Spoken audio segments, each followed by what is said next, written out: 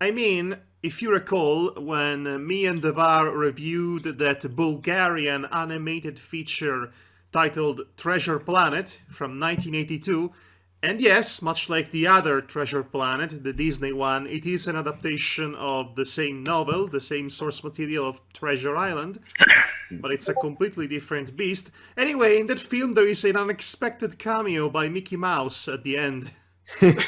Yeah, that was weird. That was weird, and I am 110% sure it was not. It was not legal from a copyright standpoint. But then again, Disney ruined the copyright for everyone else, so they can suck it. Yeah. Oh. Well, I'll be damned. There is this. This looks honestly kind of hilarious. Okay, so in the chat, somebody posted an IMDb page about a Hobbit. Oh, I'm sorry, I meant to say a Hobbitit miniseries. It's Lord of the Rings from the Hobbit's point of view. That's nice. Was this So essentially, only the ever. Gotcha. Considering this was 1993, was this legal or unofficial? I have no idea. I've never seen it even. This seems like an interesting topic for podcasting shenanigans that are not this particular podcast. Yeah. Yeah. So, Unless we can somehow integrate Tolkien into our Irish folklore horror story. We should probably get started soon anyway. Yes, I've actually started a couple of minutes ago by now. I'm glad I've included this exchange. Ah, right. Okay, then. All right. So, whenever you're ready. I've started recording just now. Okay, dokie. I will begin then. Fato, whatever that means. That particular one, fadar, means like once upon a time or a long time ago. In some strict Celtic dialect, I assume? It's Irish. Just straight up Irish? Just straight up Irish. Okay, so it's not the Cthulhu summoning language. Okay, I wouldn't be able to tell the difference as well, in fairness. Yeah, I only know the Cthulhu tongue. But speaking of Irish, Gia Gwitch Agus Vulture to the third session of Hotel Delceto. Showing off. Yes, and also Glatu Barata Nikto to you as well. That's an oldie but a goodie. Yeah, so some quick reintroductions, I should say. I am the keeper, Danton Stormkeeper, and with me are the brave yet foolish investigators, the studier of human nature, Devar Akvaron. How dare you call me an investigator? Congratulations, you have been promoted. Congratulations. You will not gain an increase in your paycheck. Yes, and you have me here. Wait, what? The creative spark, Icipal. Me?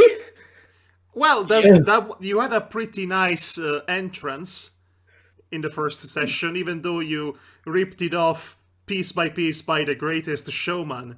Am I correct? Actually, I didn't. Only thing I took from the Greatest Showman was the song. Everything else was completely Yes, I me. would assume. I would have assumed that song was from the Greatest Showman, and I haven't even watched the Greatest Showman. When I was thinking of how I wanted to introduce my character, because he's a magician, I wanted to have at least one magic. So that song just came to my head, and I was like, yeah, I can make that work. Even though this microphone is not good it's not meant for singing, but who cares? It's one certainly thing. don't. I will sing my heart out whenever I hear a certain song from a show that has recently concluded that I might have or might have not loved. And the man of 1,000 hats, Madhog thy master. 1,001 hats, thank you very much. Do you have a list for those hats? I am the Chris Jericho of hats. I only believe it when I see it. So, chameleon of hats, got it. the swift drunkard Demonox. Top of the morning to you. Yes, top You of are the morning enjoying my to vodka you and too. Diet Coke. Yes, ladies and gentlemen, Jacksepticeye. Oh, right. Does Devar have cider of the week? No. Oh, we haven't had that one in a while. I I guess guess vodka of the week. I've got vodka, so. Well, that's I more got- appropriate for our Scandinavian guests. Well, it's practically the same country. there are no Scandinavians here. How many times do I have to tell you that Finland is not part of Scandinavia? Well, actually, a Even though piece of it is. You add Finland, you get Fennoscandia, even though honestly no one seems to care about that distinction. Well, as a proof of that, that's the first time I've ever heard of what did you call it? Fennoscandia. Phenoscandia. When you take Scandinavia and add Finland to it. Oh, so you had to feel special about it. That's what you're saying. It's not Scandinavia, it's Finlandinavia. Yes, that's the same kind of debate that a tomato is a fruit, not a vegetable or something.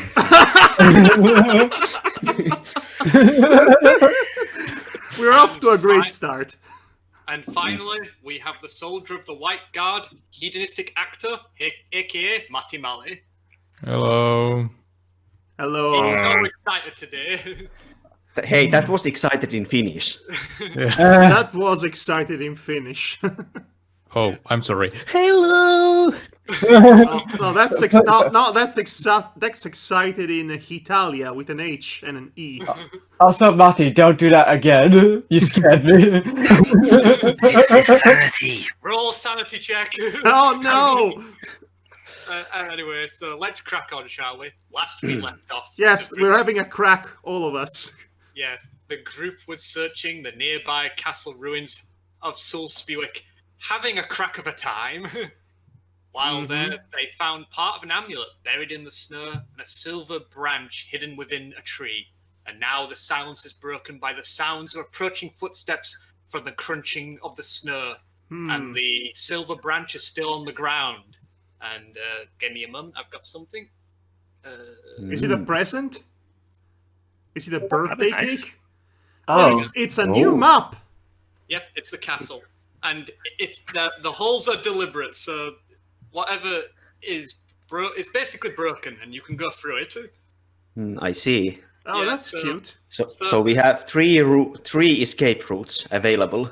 So what are you all gonna do? You have approaching footsteps, and they're coming fast. First, I'm going to grab. First of all, what can I see about the magic of the branch, the silver branch? Hey, Veneficus, what can you see with your magician eyes? I just asked that. Well, right now it just holds a lot of magical power in it. You can't really tell much more from it. I'm than still just- mad about this, by the way. So I can see that if I touch it, it's going to explode. You would have to try. by the way, I'm going to grab that branch. can we tell which direction the footprints are coming from? They appear to be coming from the what would be the left-hand side from the wall, over the wall, and they're coming around.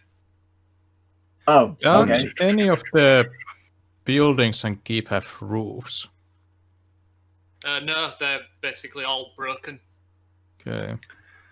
If I was going to say, out of character, if I was going to say an exit, I would say from tree head south. Well, It looks like a straight path straight out through the keep. Yeah, Well, that's I the look entrance. at where the sound is coming from. Do I see anything? A wall. So, we hear footsteps, but we don't see anybody. Is that clear? Not yet. But then there's because it's coming from beyond the wall. Beyond the grave! From the south west side of the wall, and it's coming round towards the front gate. Oh, so it Okay, then. the Shit. food- Front gate, no. Go Well, out. we could run towards that opening we have on the top left, which is a pretty big opening. There's a small one to the right, well, to the east as well. And a small one Okay, straight north. to the north. Now, they would Yes. expect us to take the least obvious route. We should take the more obvious route. The big exit. Actually, the north would be the best option. Maybe the best option because it's got a extra bit of wall they can peek around Okay, before you so can skedaddle. make it quick, guys. What you doing? Well, I start by grabbing the branch. Okay. Do I explode? No, you don't explode. That's good to know. that's good to know. Well, what would Buster Keaton do in this case? Punch things? I say let's try I and go said- for the that's- north. I said Buster Keaton, not Bud Spencer. I say we try and go So- for the north. Yeah, I am. Yeah, I I think agree. I'm going to go towards the nearest exit and the most obvious one. In this case, up on the left from the tree. Okay, are you all going to try and sneak, or are you going to actually just run? I'm legging it. I'm gonna sneak just in case. I I'm am gonna. going to I'll sneak sneak as well. I'll sneak as well. Actually, I think I position myself near the ruined keep wall that is near the tree, kind of like behind in it. Okay. You're going for the stealthy. I'm gonna hide and shoot the option. It is good idea if it comes to that. But everyone else is sneaking except Umlaut. You know what? I'm Actually, changing also my mind. looking at the thing. You know what I'm going to do? Here's what Buster Keaton would do. I'm going to climb the tree. what? Okay, but I agree with your idea, Matty, because we're going into the ruin. You still leave the option of sneaking out to through the hole nearby. I'm going to try and climb the That's tree options and available. hide between the foliage. Okay. There is no foliage. It's winter. Okay, smart guy. The snow And with bunches. foliage. The snow. Yeah. The snow-covered tree. Okay, let's. Okay, so Yeah. What kind of tree is it? Does it have a lot of branches or It has something? quite a number of branches, and they've got a lot of snow on it right now. We're asking the kind of What tree. type of tree is it? Is A cedar. is it a lurch? a large. A hawk? Ah, It's a pine. I asked what type of tree is it? Well, it's like a cloven pine. Oh, right, the pine, the whole. Yeah, whole cloven business. pine's clue. Well, I'm going to try and hide in the tree. And also, it's going to give me a vantage point in case I have to do an heroic ambush with my Well- shovel. Well, anyone who's sneaking, roll dexterity. If Okay. Madhog, since you're climbing, roll strength. Oh, goody. And by that I mean no. 59. I Ooh. succeed against 80. I'm looking at my 43. strength. It's 50. All right, I'm going to roll now. Okay, I've made a 30, so I basically made half of my roll. I rolled a 16. That's too bad. Oh, You rolled a 60, did you say? Yep, I'm going to comically fall off the tree into the snow, leave a gigantic, I rolled Hole. 15. and make a lot of noise in the process. okay, so everyone who's sneaking just rolled low. So everyone I succeeded can't in hear the any dexterity. of you. You can't? Hello? What? Hello? I can, Hello? Matty, Matty? we can hear you. Matty! I hear you, Matty. Matty! Did you say Da, roll da, da, 15? da, da. Hello? Yeah, we can hear you, Hello? Matty. We Can can we hear hear you, you. Matty? Oh, darn. We can hear you, Yeah. Matty. Can everyone else hear each other? I Yes. can hear you all. I can hear. Good. Oh, he Okay, can't hear Matt- any of us. Okay, when that Do happens, you hear me? yes. Yes. We Okay. can hear you. When that happens, try to disconnect and reconnect. Okay, yeah, now I hear all of you. Oh, Okay, so good. it must have been a temporary glitch then. I was going the colonel from Metal Gear Solid. Matty, Matty, Matty. Da, da, da, da. Da, Monty, da, what da. was your roll again? 15. Right, so everyone who did a dexterity check succeeded. Yep, And- I rolled a 43. But the thing is, you're also leaving tracks behind. Oh, Yeah, it's the. Wait, didn't I clean up all the snow last time? Yeah. We're going yeah. to track to the tree, but we're heading away from the tree. yeah, we're heading away from the tree. So essentially, you left a nice big open track straight to the tree. Yeah. So Does it snow constantly? it's still snowing a little bit, but not enough to quickly cover up the footprints. Oh Matty, yeah, Someone have, Matty, didn't realize that. Does someone have coats? I would like to cast a spell. Oh, Oh, okay. You can cast the spells now. Good to know. Yes, because before. Okay. What As do you want? I take a note of us actually leaving the footprints and see Umlaut struggling in the tree. Does Umlaut actually fall from the tree? Yes, Well, he basically tried to climb it, but then he slipped and fell. Yep.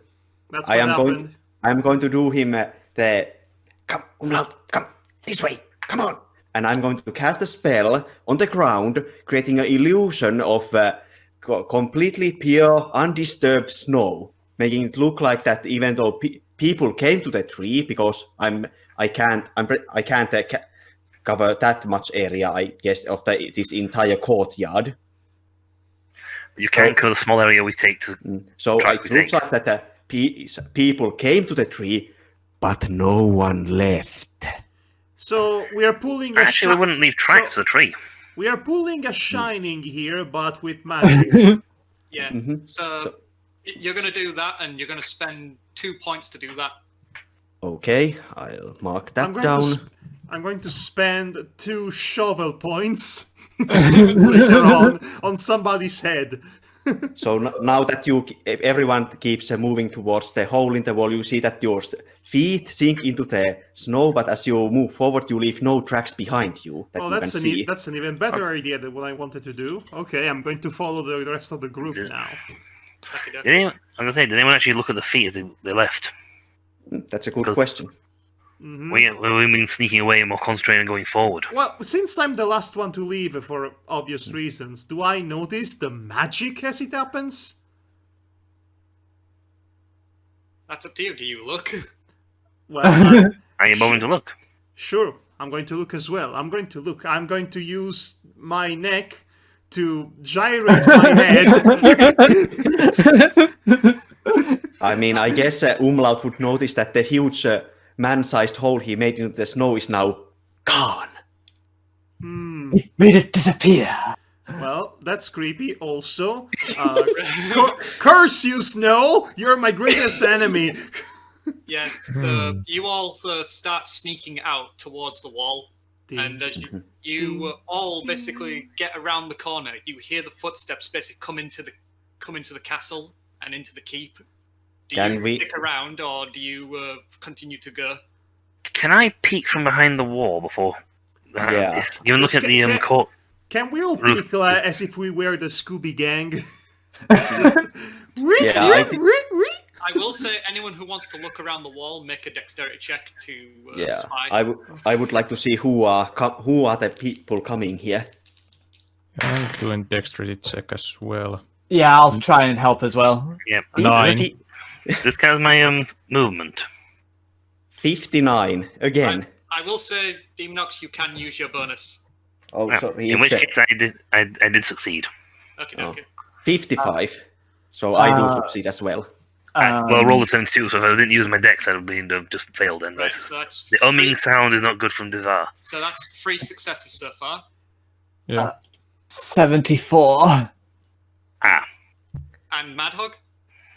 My dexterity is pretty good, usually 80. Ooh, just failed. Yep. That's happening now. So me and Umlaut failed. Umlaut did not start this session in the best of terms. Well, since 3 you succeeded majority, you're covering for the other 2 essentially. Oh, phew. Thanks, guys. Oh, thanks, guys. Jeez. Get down. Okay, I know you're not frustrating, silly lady, but come on here, get out of here. Come on. We are Ohad, which means no one is left behind. No, you Umlaut, can't bend just put down. They can you see can't your put your face on your hands. Let them think you hide. Seriously, what do they see? Well, as you basically are all peeking around the corner, I have to make a roll first. Okay, I have my peeking? roll. Oh dear. No, it's a roll that I have to do for someone. Oh dear. Anyway, It's You it's the evil magical commies. as you are hiding and looking around the corner like the Scooby Gang, you hear Thank you. basically the sound of very heavy breathing and then suddenly you see what looks like a red-cloaked individual. I knew it. And you, as you're looking at him, you swear that he's not human because he's got a rat face. Oh, What? okay. Oh, Skaven! Suddenly, all the suspense is gone. We have cartoon rats people. did you say rats or rats? Skaven! Very rats. It's then you basically see that this rat looks around, and then he just starts shoveling in the snow. He's stealing my job. Does, Yes, what is it, Matty? so the rat doesn't have anything else than a shovel. I was wondering if it has any weaponry visible. I thought he was using his hands. Yeah, he's using his hands from what you can see, but you cannot see in great detail what his hands look like or anything. Using his hands to dig the snow? I So can't for all we know, compete with that that. rat thing's only a mask. Yeah. So this creature has his rat face completely visible. Yes, his rat face is completely visible, and I am picturing that one character from Armello in my mind. yeah, and I was thinking of Skaven from Warhammer Fantasy. and then he looks in the tree, and then he just starts looking to the sky, and because you can hear the wind just suddenly picks up, and it sounds very violent right now, and the man's voice starts shouting, "No, mistress, please forgive me. I will find it." And What do my magic eyes see anything? Anything about him I out of hate normal? you. I knew He looks I quite, knew our commies are rats.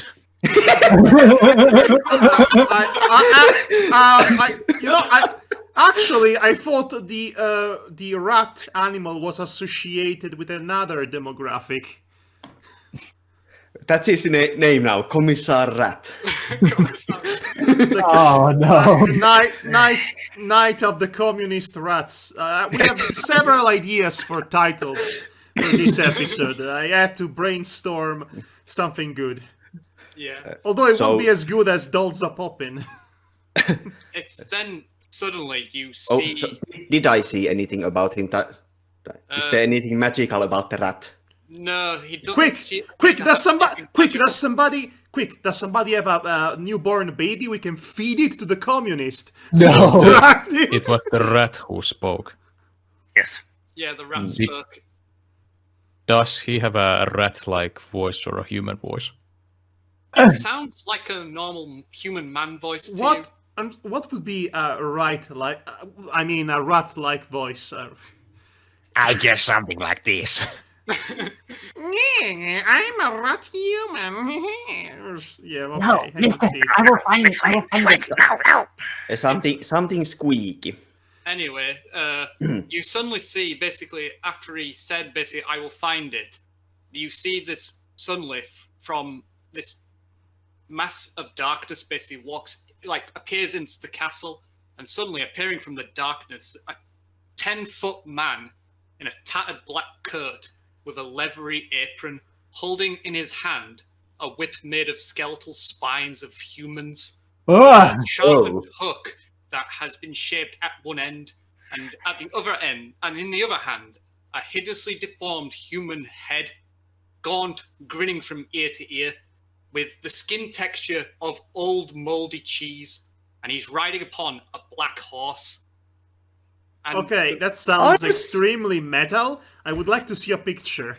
the horse. Excuse me, are we facing the 4 horsemen of the apocalypse here? If so, we're screwed. The horse and the rider appear to eat all the light around them. Not a single glint can be seen reflected Ooh. upon them. They are darker than darkness. And Ooh. the man looks visibly, basically, he starts running towards your direction to try and get away as he's shouting, "No! Not the Stygian Butcher! No!" And then suddenly the rat. Thanks for the impromptu exposition, man who's about to die. And then you see basically this figure uses his whip and just grapples around his neck, pulling off his mask. And you see basically for a brief moment a human man with what looks like a symbol etched into his head. and he just starts getting dragged out of the castle. By the way, all of you make sanity checks right now. That seems like a no. great I knew idea. it was coming. So what do we roll again? It's Willpower. willpower. Power. 7. That's good. 47. So That's Yeah. good. You 59. 59, did you say? Yep, I failed. Yep. Oh. Oh wait, I'm- no. Power 60. I just succeeded by 1 point. Oh, you tricked us. Okay, I mixed it up. I I made thought a- 50. I made a 13. Okay. Nice. So, Madhog. Madhog? 95. Oh my god! So as you can see, I just barely made it. Why did you bring the dice from your combat rolls at games? You wanted the other ones. First of all, my combat rolls are not that bad usually, historically. So, No, the good dice to give you really high scores. so because this is a special encounter, and the gloves are coming off essentially, everyone that succeeded takes 5 damage, but everyone that failed takes Oh. 10. 5. Okay. Oh, I have 1 elf left. No, sanity. Well, not sanity. health. Sanity. Oh, No, oh, Sanity, not HP. Okay, I thought it was weird, but I was gonna say yeah. that would be really cruel of him if he took away that much health off you in one hit. I'm pretty Question. sure. I'm pretty sure this creature, this being, could kill me by just looking at me. so More likely, but I have a question. This Stygian butcher, the symbol on his face, is it the same as the one we saw in the medallion? I think you mean the rat face. that guy lost his mask Yeah. and his Wait, had what? face. Didn't you say that the Stygian No. butcher took away his mask and there was Yeah. a Yeah, symbol on his face? Yes, I did say that. He took the rat's mask, I thought. Not The rat doesn't have a mask. The rat Okay, was Ratman. bare-faced. Sorry, my mistake. Sorry about that. No worries. So So- is the mark on the Stygian butcher's face the same as the one we saw partially in the medallion? No, it looks different. And do do we I recognize this poor son of a bitch? Yes, that do I or anyone else recognize the symbol The symbol. Let me on see. on the butcher's face? Yeah. Give me a moment. I'm just basically trying to know everyone's points. Oh, now. I was asking, do we recognize the victim whose mask just got pulled? No, you don't recognize the guy who got his mask taken off. So, is the Stygian butcher from Irish folklore or from Darkest Dungeon? I need to clarification. Roll your folklore. Wow. That seems like a great idea too. Is that for umlaut or for everyone? Umlaut. Just umlaut because he asked the question of. Yeah, okay, I succeed, but then again, I really should have been so unlucky not to succeed this roll. I rolled a 29. You suspect that basically from stories you've heard that it's very similar to the Dullahan. Oh, it's a Dullahan! I should have seen that coming. Or well, something That's not similar either. to it. That's a really, really cool monster from Irish mythology, I have to say. Mhm. Isn't Probably Dullahan, the main inspiration for the myth of Sleepy Hollow as well. isn't Dullahan the warrior who is holding his own head in his Yes. arm Yes. or Yeah, Pretty he much. is actually. Yes, pretty much. It's that. But anyway, to answer Isopal's question about the symbol, it's different. It has a large, circle in the center and surrounded by 12 other circles surrounding it. Do I recognize it? Roll your I would intelligence. Use your intelligence with a cult. What does your Su- magic tell you? Success 44. Okay, 44. I was going to say it was at difficulty. Uh, I was going to say it was at difficulty, but since you've rolled under 50%, I will say that you suspect that basically from something you've read in a book once that it is a symbol of an ancient Irish god. Which one? Do I recognize which god is the god in question? The god of sneezing. It is it's like a Christian god called Cromcrua. That's okay. That sounds not as threatening as I was expecting. Can I get the name in the chat so that I know how to write it down? Give me a moment. I need to find it then. We're just getting all the info here, aren't we? While being absolutely frightened by this thing. That's what you get when you have experts of occultic lore and folklore in your team. By the way, Madhog, Yes.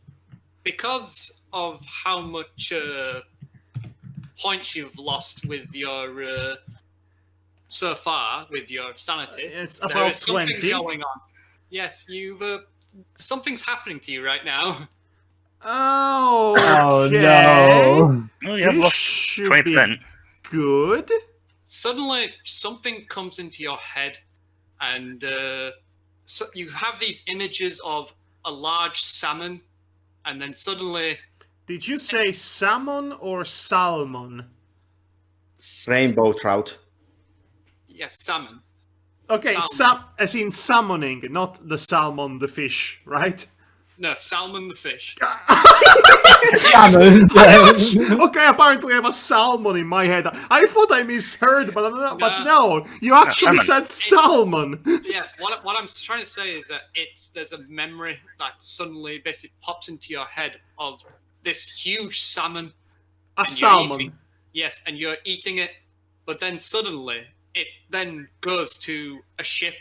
There's a storm, and there's like what looks like giant fish people basically surrounding your boat. And, Oh, and there's a large serpent staring at you, and you can feel the spray of seawater in your face. And I don't. Yeah, this okay. giant yellow eye, and then suddenly it ends. Okay, did I just have a vision of Dagon? You don't know. You just basically suddenly like. I'm going to. Okay, you mentioned fish people. I immediately think about shadows over Innsmouth, and therefore No shit. Dagon. So yes, this is a Call of Cthulhu campaign.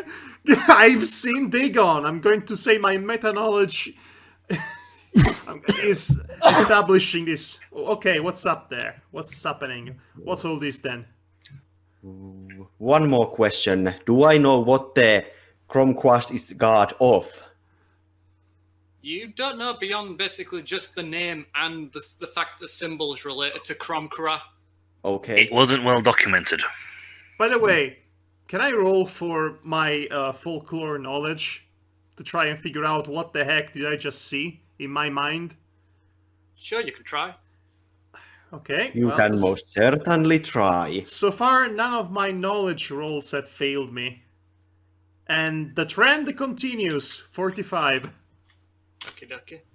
The sea serpent itself, it's very similar to a creature basically called an olifeist. Okay. I was expecting Dagon, but...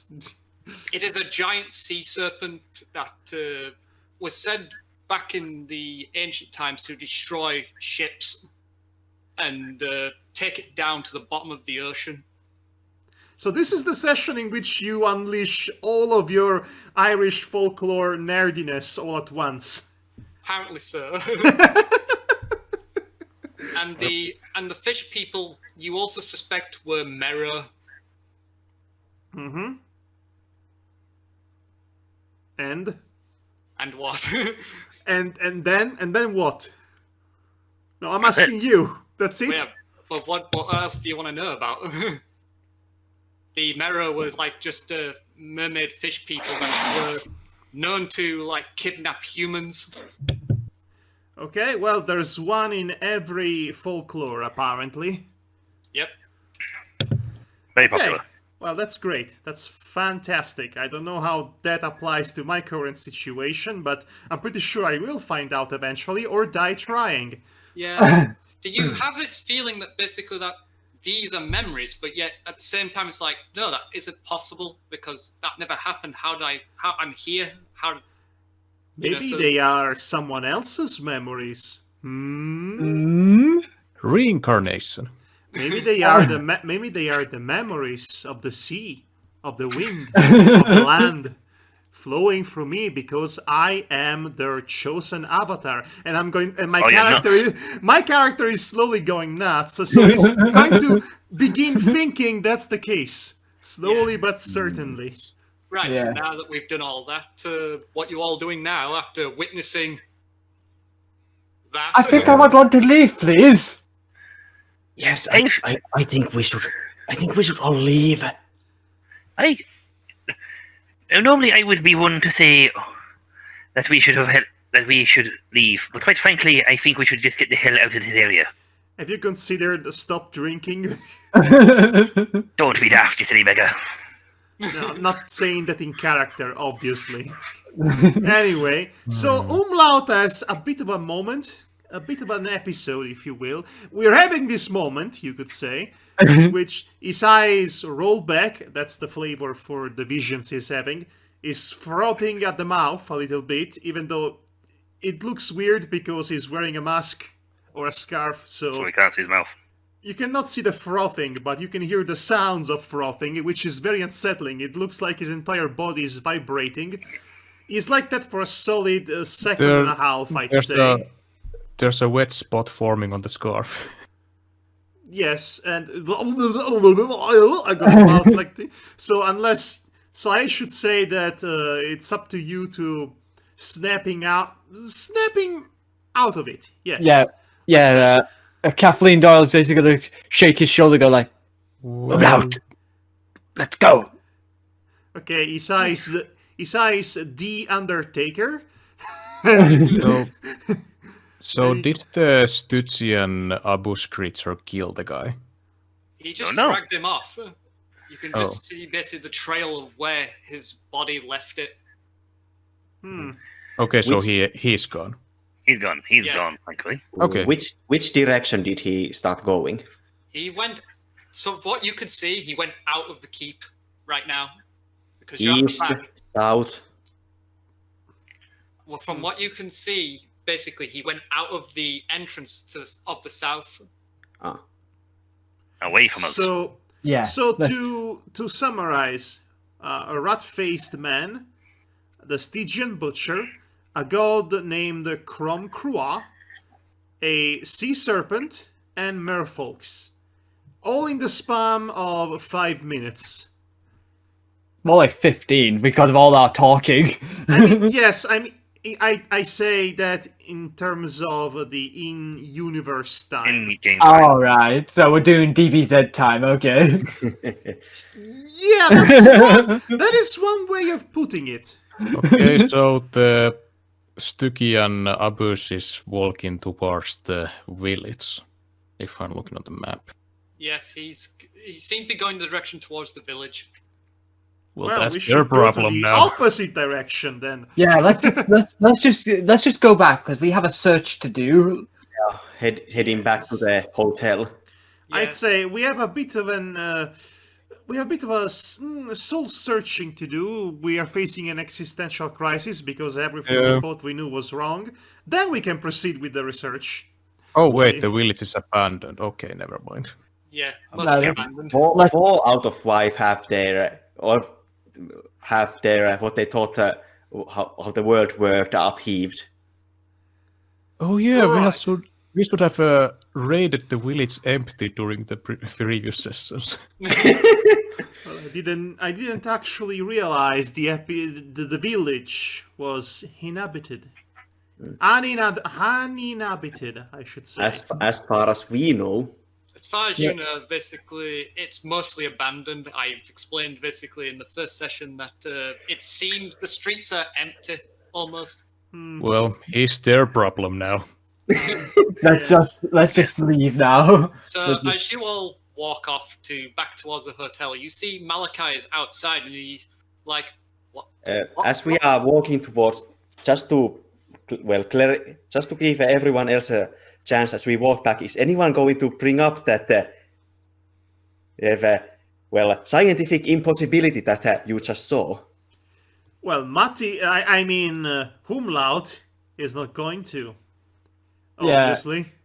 Kathleen Doyle's just gonna go like, okay, we have people who are trying to use bullshit against us, just to cover up real crimes they're doing here. You know what is a really good old-timey word synonymous with bullshit? What? Bullpucky.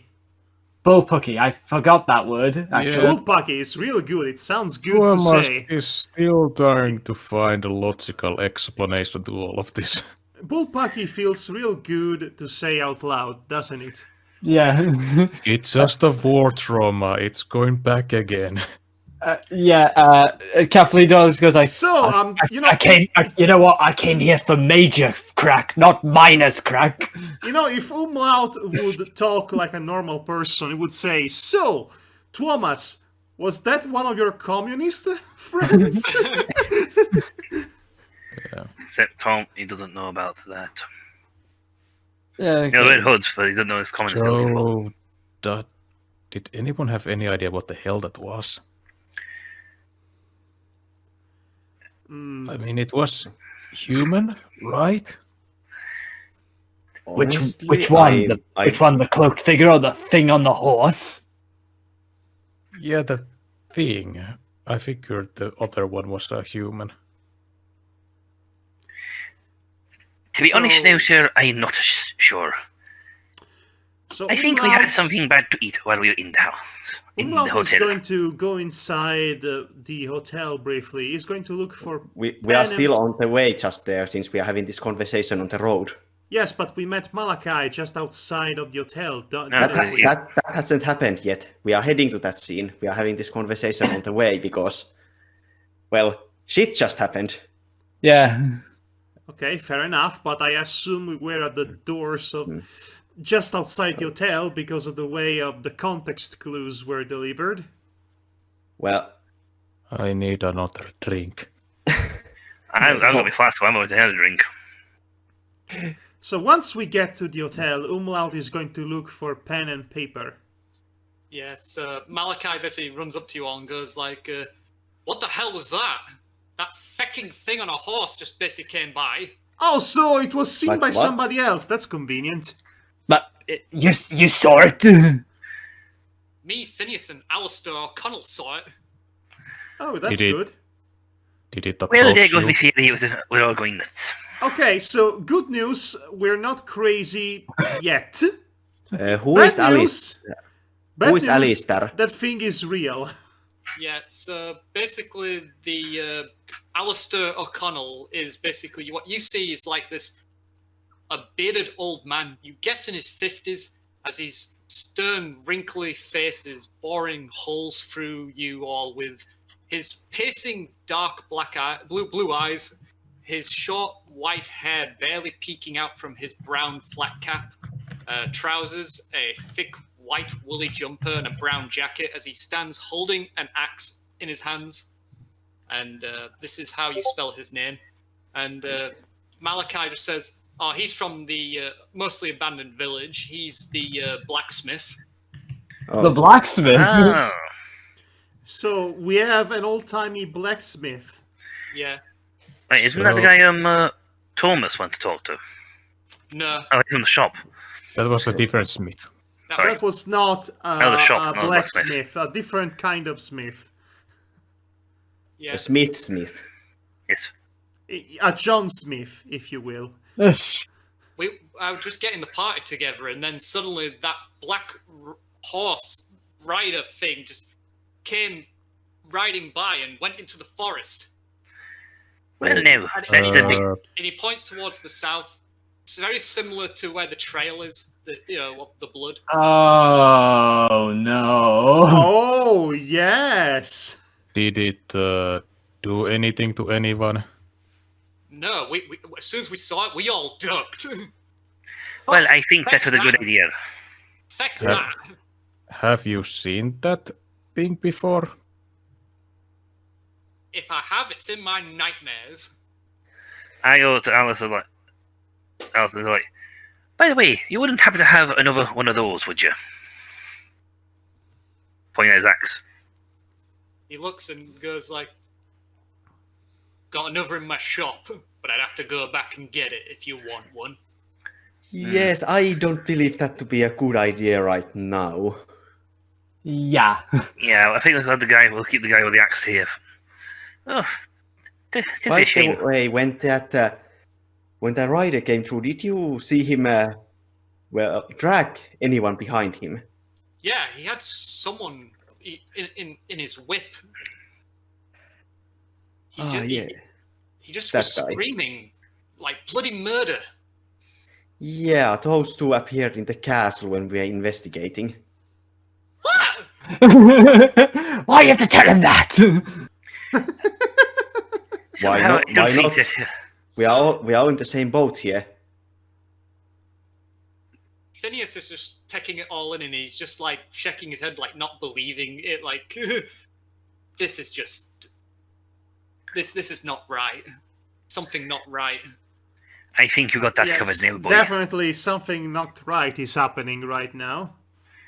Yeah. So you said you were off into the hotel, Madhog, to get. a Yes, piece of I paper was- and paper? Yes, I'm going to try and scribble down to the best of my abilities to recreate through the art of drawing, as you people in Britain say, drawing what I saw in my vision.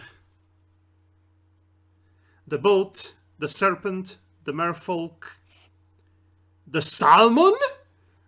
Question mark? And everything. Yeah. Salmon was what you were eating, apparently. Especially the salmon. This smells of symbolism and also not so fresh fish. And this salmon, it didn't look like a normal salmon. It was, You don't say. It was a giant salmon. So I was eating a giant salmon. I wonder what could that mean? I mean, when you were eating the giant salmon, were you human Well, or a human fish? Well, I asked the two of them. Does the name Stygian Butcher mean anything to you? Do you know that name? I'm gonna say, does he know? No, I don't think Well, again, so. they did scream it out, so Oh yeah, he did. He Oh, screamed right. out. he screamed it out. The guy screamed it out. Alistair O'Connell goes like,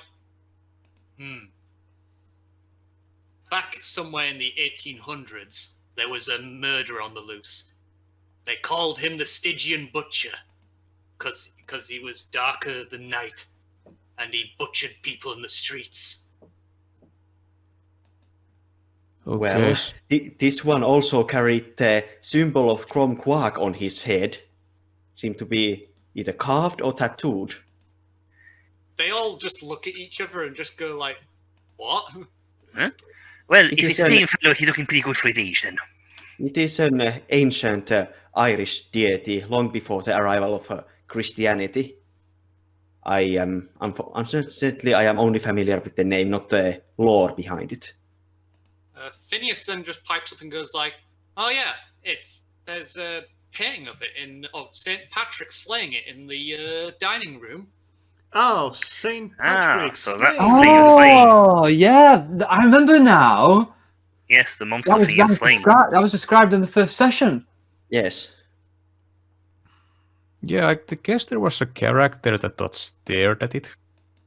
Nah, I thought that was the one with the two dogs. Yeah, that was the dog painting that got stared at by Deidre, I recall. Yeah, it was just yeah, saying a bit dog thing. Deidre. This was the other one with the guy showing St. Patrick's staring the monster.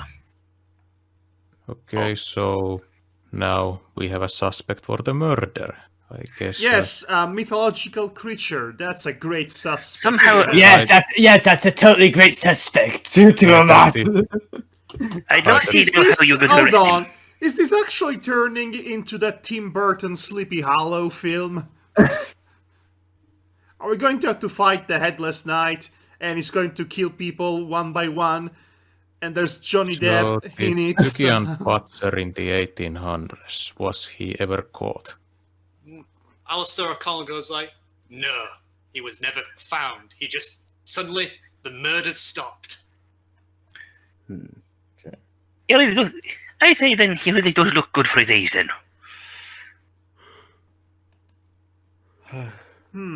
Okay. If he's the headless beast, then probably not. So anyway, so what are you guys doing now? Malachi has got the search party ready. I will join you shortly. I need to go grab something from my room. I'll be back in a few minutes. I'm going to go up to my room, close the door, and then pull out the silver branch and try to concentrate on it to try to figure out anything with my mystic senses of it. But what does this thing do? I'm gonna say basically roll occult. My guess is Is this willpower or intelligence? I'm gonna say willpower because you're trying to concentrate on a magical item. Do I get my +10? Yes, you do, because it's a cult. Thank you. My guess is that this thing can be negotiated with, so is our objective now to go hunt it or just try to find the... Well, I think the moment... Well, first, I'm sure we can try and... You can try and hunt it later, but right now it'd be better if we found the wee lassie first. Or what's left of her anyway. Now don't be giving up hope. 65. Success. 65. Okay. Well, as you concentrate on it, it seems to... You hear these, like... There's, like, a sea. There's, like, a lot of whispering. And then you hear a man's voice suddenly go, Now. That's not for you, not now. What? Do I recognize the voice? No, you don't. You don't recognize the voice. Am I able to tell if this is aimed at me or if I'm hearing some kind of echo or a magical recording? You can only assume it's directed at you, but other than the fact that's what the voice said, you're not sure. You can only extrapolate basically from the fact that you were trying to do something and then told, not now. I immediately pull myself back. Okay. I'll figure you out eventually. Did you walk into the bathroom while it was occupied? It's like the space you visited through your seance was somebody's bathroom. I guess I'm still in my room. Yep, you're still in your room. One more thing I'm trying is I'm going to pull out the mirror and see if the branch looks any different reflecting from it. The branch looks the same in the mirror. I put the mirror and branch back into my coat pockets and go back down. Okay. So, in the meantime, can I roll some sort of performative check? On the drawing? On the drawing. Are you doing to see if I manage to capture the likeness of whatever awful, ungodly, unfathomable horrors I witness in the trap of my own mind. I'm going to say use dexterity. Okay, well, mostly for future reference. Okay, my dexterity 70. I need to remind myself sometimes. Yeah, I know. I do as well. I'm literally reminding myself for all of you. Okay, 15. Yes, this time I do it. Yes, it is the best drawing you've ever seen. It looks like a work of art. You think Devlin Kennedy couldn't do any better? Thank you. I don't know who that is. He is the artist living in, staying in room 14. I thought it was the name of a real artist. I thought, hey, wait, I never heard about this one. What did he draw or painted? Right. Yeah, that was the guy who was interrogating Tobias over his magic in the first session. Yes, that guy definitely knows something. Anyway, Anyway, so here's what I intend to do. Now that I have successfully reproduced the visions of my earlier experience, salmon and everything, It probably must have taken a couple of pages to draw all that, I assume. Yeah. Front and back. I'm going to take a trip to the library at my earliest convenience because I want to see if there are any books that have similar illustrations or passages in reference to these things that I've seen. Because I figure that knowing about this is going to be important for later. Okay. I think that has to be after the search parties has finished. I think I'm going to leave the party actually for the moment because this is now is single-minded objective after that experience. That's how I'm going to roleplay it because of my sanity loss. So you're going to split from the party for now? That's what I'm going to do, yes. Okay. It might be ill-advised. I know, but I am role-playing here. I know the risk, but this is for all the sake of role-playing. Besides, it's a 4 sessions campaign. So Tuomas asked Alastar and Malachite, so I understand you to join in the search party as well? Alastar goes, indeed. These woods are dangerous. Malachite came up to me as a guide. I know these woods very well. I've lived here for over 50 years. Does either of you have any combat experience or training? Malachi seems very apprehensive about answering that question. Alistair goes like, no, I'm a simple blacksmith. Okay. Insight. Insight check. I'm there. Maybe I can make that roll, actually. Okay. Anyone who wants to make an insight check then. Okay, I'm making it. Am I there yet? And Devar, if you're having insight check, then you can use your bonus. Yes, I was going to say I'm going to use my psychological analysis check on this. Intelligence? It's intelligence, yes. Right, so I need to make a 70 below that anyway. 32. Danton, have I come down yet? Yes, you've come down. Okay, then I'm going to roll as well. 71. I don't know shit. No, you don't. It just seems like on face value they seem honest. Yeah, I've done an insight check and I guess I could 32. One as well. What did you say you rolled, Demonox? 32. 32. Yeah, But sorry, I haven't heard you. Matty, what was yours? What do I need to roll? You need to roll intelligence if you're going to roll insight, because I assume that's what you were doing. Okay, let me see. 49, so it's intelligence. Yeah, it succeeds. Okay. I made about a 23. 23. So 32, 23, and 49. They're all successes. For both of the Irish people, you seem to believe that Alistair is a blacksmith from what, and that he seems to be telling the truth. But you suspect, because of Malachi's apprehension, that he might have been a part of the IRA. Really now? What would give me that impression? Because the criminal this time? A good chunk of the population must have been part of the IRA at the time. Yeah, and after the Civil War, basically they were not looked upon very favourably. Plus the fact his reaction to the police. Yeah, I'm only asking so that I know I don't need to be responsible of this whole group of, let's just say, lesser skill.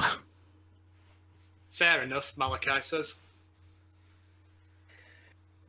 Do I need to teach you all about gun safety? Do they have guns?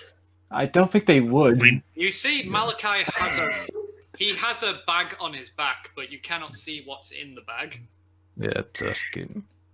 But yeah, well, I am actually a sergeant, so take that as what you will. A sergeant, you say? Yeah. I didn't know you were a military man. Yeah, I fought 4 months in a Finnish civil war 5 years ago. So, yes. first off, Madhog, you're in the library now. Yes, that was quick. Yes. Do. Well, you weren't far from it. You were just in the hotel. Right. library So I am. Oh yes, the library is in the hotel. It's across the way essentially, which isn't far from the hotel. Right. You see two people right now in the library: Tara Byrne and Teresa Goff, and Teresa are together. Oh right. She's there. So, okay. And Tara's like, welcome, Umlate. There is a slight wince in his form as she says umlaute, but what can you do? What can I do for you? I'm going to show her my drawings and I'm going to try and communicate that I want to see books related to this. She just looks at it for a moment and goes like, what? This all looks very confusing. It's like several things at once. What are they supposed to be? So he's going to try and... So he looks at the other woman in the room. Teresa. Yes, Teresa. He's going to motion Tara to follow him in a more secluded portion of the library because he doesn't want to be heard by too many people, so to speak. You see, Tara looks at Teresa and Teresa goes, I'm fine. You go with him. Have fun. Shut up, lady. Right. So, now that they have a bit more space, social distance, if you will, he's going to remove his scarf and he's going to talk. I need to find books about these creatures, which I believe to be... What was the names you said they were, Danton? The Olifeist and the Mirror. Yes, those. He says, straight up says to her that he wants as many books as possible as she might have about the subjects that were depicted in this. Of course. You can find those books probably in the folklore section. And she points towards a set of bookshelves. I would love to help you find your books myself, but I'm researching this old Gaelic language that Venificus gave me, so I'm very sorry. Oh, she's busy with other players' shenanigans. Yeah. So I'm going to say to her, thank you for not commanding on my voice. Oh, it's fine. I think it's rather cute. I think we found the Eldritch Abomination. There might be something wrong with you, but thanks anyway. Whoa, rude. Yeah. When do we invite Krang as part of our party? I would say. And then it reveals his actual head. I'm going to look for monsters. I started with the books. She gives you back your drawings and goes like, anyway, I hope you enjoy your hunting. And she gets back to Teresa and sits down with her to look at the old Gaelic writing. Umlaut may be the Legion. What? That the Legion for we are many, that demon thing from the Bible that has many voices and was... Oh, okay. No, Legion. Nothing that fancy. It just doesn't talk much. For a good reason. Yes, no, I'm pretty sure that the fact that it doesn't talk and the fact that he has an awful voice for lack of practice are correlated. So, Madhog, what I want you to do now is to roll your intelligence to find the books that you need. Oh, thank God. I thought you were going to make me roll power or some kind. And then roll luck. No. Okay, 83.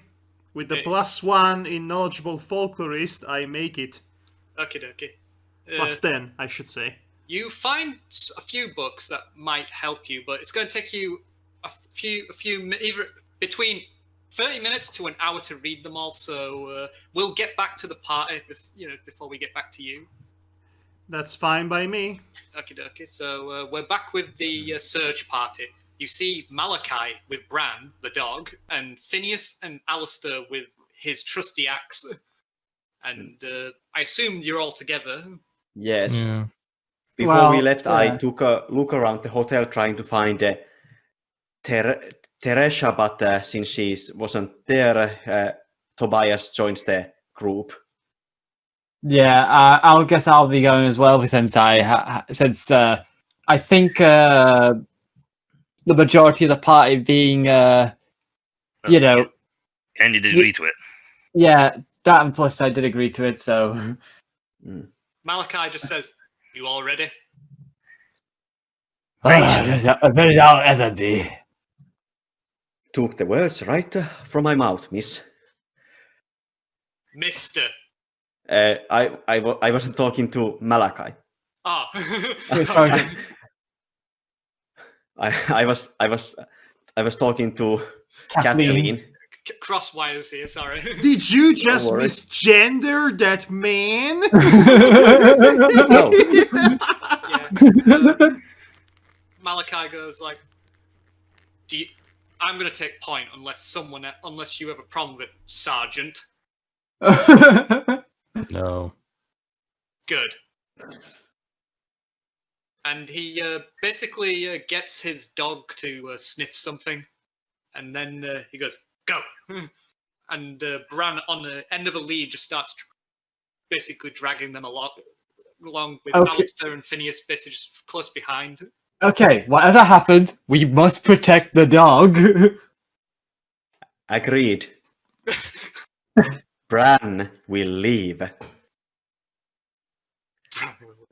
So do we need to specify a position in the line, or? If you want to specify a position, you can. Whatever everyone decides to do, I'm going to try my best to have Kathleen Doyle be around the people she knows. So they be surrounded her essentially. So she has somebody each side to protect her essentially, because woman, old. Yeah. I'd say Tobias is somewhere in the middle. He's just swiveling to try to keep an eye on if he sees anything magical, because he is pretty sure that he's the only one who can actually see these things. So Paddy and Tuomas, where are you two going to be in the line? I'm gonna be behind the Malachite. Okay. And Demonox? I'm going to probably stay slightly behind the group at the back. Okay. That's probably good. Someone needs to watch out. Keeping an eye out behind, keeping an eye from out as we go along. As you all follow this trail, it leads south into the woods, and as you walk, you hear the continuous cawing of crows all around. Nevermore! Nevermore! No, not that sound effect. After about 5 to 10 minutes of following the trail, it suddenly turns onto the main road. It's then you see a car is abandoned in the snow on the roadside. The driver's side door is wide open and the boot has been left open as well. Snow is covering the car and piling inside any opening it can find. Those of us who have lived here, do we recognize the car? It's basically says the Garda on the side. Oh, no. So it's the police car. Yep, so Paddy just looks and goes, "Well, no, that's not a good thing." Malachi just looks around for a moment and he goes into his bag and he takes out a rifle. You wouldn't happen to have another one of those in there, would you? Or at least Are we something. going? At least I'll have a little pop gun if needed. Are we going to shoot the police? Yes, please. Down, Madhog, down. He looks at Paddy and goes like, "This is my rifle. No one else has it." There are many others like it, but this one is mine. And then you see Phineas just goes, "Oh yeah, shoot folk. That sounds great." And he goes, "I don't want to hear that from a coward like you who worked in the RIC." All right. Let's just try to find. Now, people. boys, settle down now. We're all here for one reason, and that's to find the wee lassie. I think the people we need to find just increased, because I don't see anyone in that car. Do we see anyone in that car at all, other than Snow? No, there's no one in the car, and there's no one round the car either. Is there any blood? So any blood? If you want to make an investigation, intelligence checks right now. Okay. Just see if we can spot anything or not before we set off. And before you ask Ice Pal, there's nothing magical around here. 12. 2. 53. Right. So the things 28. Okay. So the things you find basically are you find a shovel nearby, as if basically it's like next to the side of the road. And with some snow, you would suspect that they might have been trying to dig themselves out. There's also what looks like a broken solid wood baton, and one of the helmets of the Garda Shehana is the metal bit of it is dropped off, and it seems to be going towards a field near a beach, in that sort of direction. Looks like that they got stuck and that there was a fight. There was a struggle, that's for sure. There's no sign of blood or anything. You can't see any blood right now, no. Well, at least there's no blood around, which means whatever happened, they walked away without bleeding, but picks up the baton. It's like, I'm not that happy to see the fact that this thing broke. They don't make not exactly a flimsy piece of wood. I'm actually gonna have Kathleen Doyle pick up the shovel for now. Okay. Do there any signs? Sorry, my voice is failing me. Do we see any footprints or drag prints going anywhere from the car? Like, who did the two?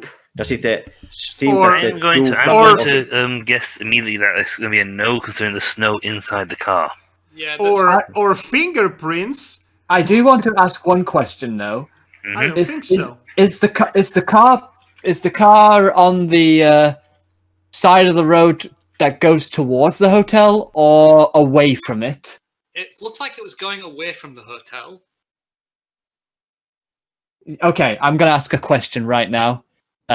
Malachi, the officers, did they come again after that night that the first night we came here? He just gives you like a sneer and goes like, William Doyle and Liam Connolly? No, they didn't come after they originally came when you saw them in the bar. It gives them a weird look like, that would mean then that they've been missing since last night. Oh gosh. How much exactly is there snow right now, since the car apparently Well, it started snowing last night. Yeah, so there's a small like pile in the like driver's side of the car, but there's also like a small pile in the boot of the car as well. Because how much? Yeah, but how much has it snowed since it started? Like, are we knee deep, waist deep? It's basically just above your ankle now. Because right now it's only slightly snowing. Right. Irish cars. No one there is prepared for winter. So am I the only one who has something that is suitable for winter? Paddy's walking around in his coat. Yeah, and I'm pretty sure Kathleen Doyle is dressed warmly for this. You Same see, for Tobias. He is used to traveling on foot, no matter the weather. you can see the NPCs. They all seem to be wearing woolly jumpers and like very thick coats and jackets. So they seem to be pretty warmly Dressed. from what you can surmise. Yeah, it's just making sure no one's going to die of cold damage. No, well, all in gear that should keep us warm for a while. So you said that there was some trail leading towards the fields? Yes, Well, the hat's pointing that direction. the hat was pointing in that direction. To trail that we have been following go in the same direction? Yes, it seems like the trail does. Yeah, look Okay. at the dog is heading the same way. Let's go check it out then. Kathleen Doyle is going to be cautious as she carries this shovel in her hand now for protection. I am keeping my cane and my bag very close by. I've got my walking stick and a half in a broken baton. Yeah. So as you all follow this trail further, you come across what appears to be a beach. It's now covered in snow, and next to it is a field, and in the middle of this field is a standing stone. And what disturbs you even more, though, is the fact that there are 12 people lying in a circle in the snow around it. What? Some of them look like average people. Some appear to resemble the Irish travellers that you basically saw in the field originally and met in the bar. And some are wearing the red cloaks. Danton, Yes. I've got to ask. Is it druids? You also see this trail of blood leads onto the beach, and it seems to go into the ocean. Oh no! Oh no! Oh my! This is Shadows Yeah, over Paddy. Innsmouth. Come on. And Well, Yeah. this as is you- disturbing. And as you look in the distance, you can see the thick, dark mist that obscures the horizon, and it appears to be rolling in slowly towards the shoreline. So if this were running parallel, if this were a film, we would have an alternate montage in which, as the party discovers this awful shenanigans happening in the forest, then the separated person Umlaut, the other character, would find out about it as he's researching in the books for major dramatic effect. Are you saying that's what you want to do right now? I mean, it seems appropriate. We cut to Umlaut and he finds out about this in the books as it is happening to the other party members. All right. So, what was it you were trying to find again? Basically, was it about the salmon, or was it about the About everything. The salmon, the fish people, the serpent, and how does it all connect? Well, from what you can see in the books, there seems to be only one mention of a giant salmon, and that's the salmon of knowledge. And apparently, whoever ate it gained all the knowledge of the world. Oh. Oh! So it's not symbolism, it's literal. I see. Yeah, and there is the monsters that you have researched. They seem to be about basically what you expected from your original from your original insight of at the castle of when you were identifying them. You know that. Is So- there anything more about them? As in maybe some groups, cultists that might be worshipping them and how they worship them, rituals associated with them, everything that I could possibly learn. You find basically a connection with Fomorians, Oh. who are basically demons who basically they either come from underground or the sea. Under the sea, under the sea, under the sea, under the sea. Or or under the ground. Under the ground. Under Under the ground. Well, technically, under the sea is below sea level, aka under the ground. Sure. Down where it's wetter, down where it's bloodier, under the sea. Yeah. Okay. So, is that all you wanted to know? Is there I don't anything know. Is that all I can learn, Mr. DM? Yes, from the roll that you made and the questions you've asked just now, yes. What about, since I'm here, what about Dulalan and the Rat-Faced Man? The Dullahan. The rat-faced man, you see some sort of reference to a red-capped creature called a Feared Darag. Yes. Oh. It is a mischievous sort of fairy rat-faced man. Okay, the Rat Fairies, that's new even for me, and I'm glad I'm here to learn about it. And the Dullahan is an active hunter of human souls. Human souls needed for sacrifices, maybe for rituals to summon something or the other? And there is a reference in one story that the Dullahan has a weakness to gold. That's nice to keep in mind.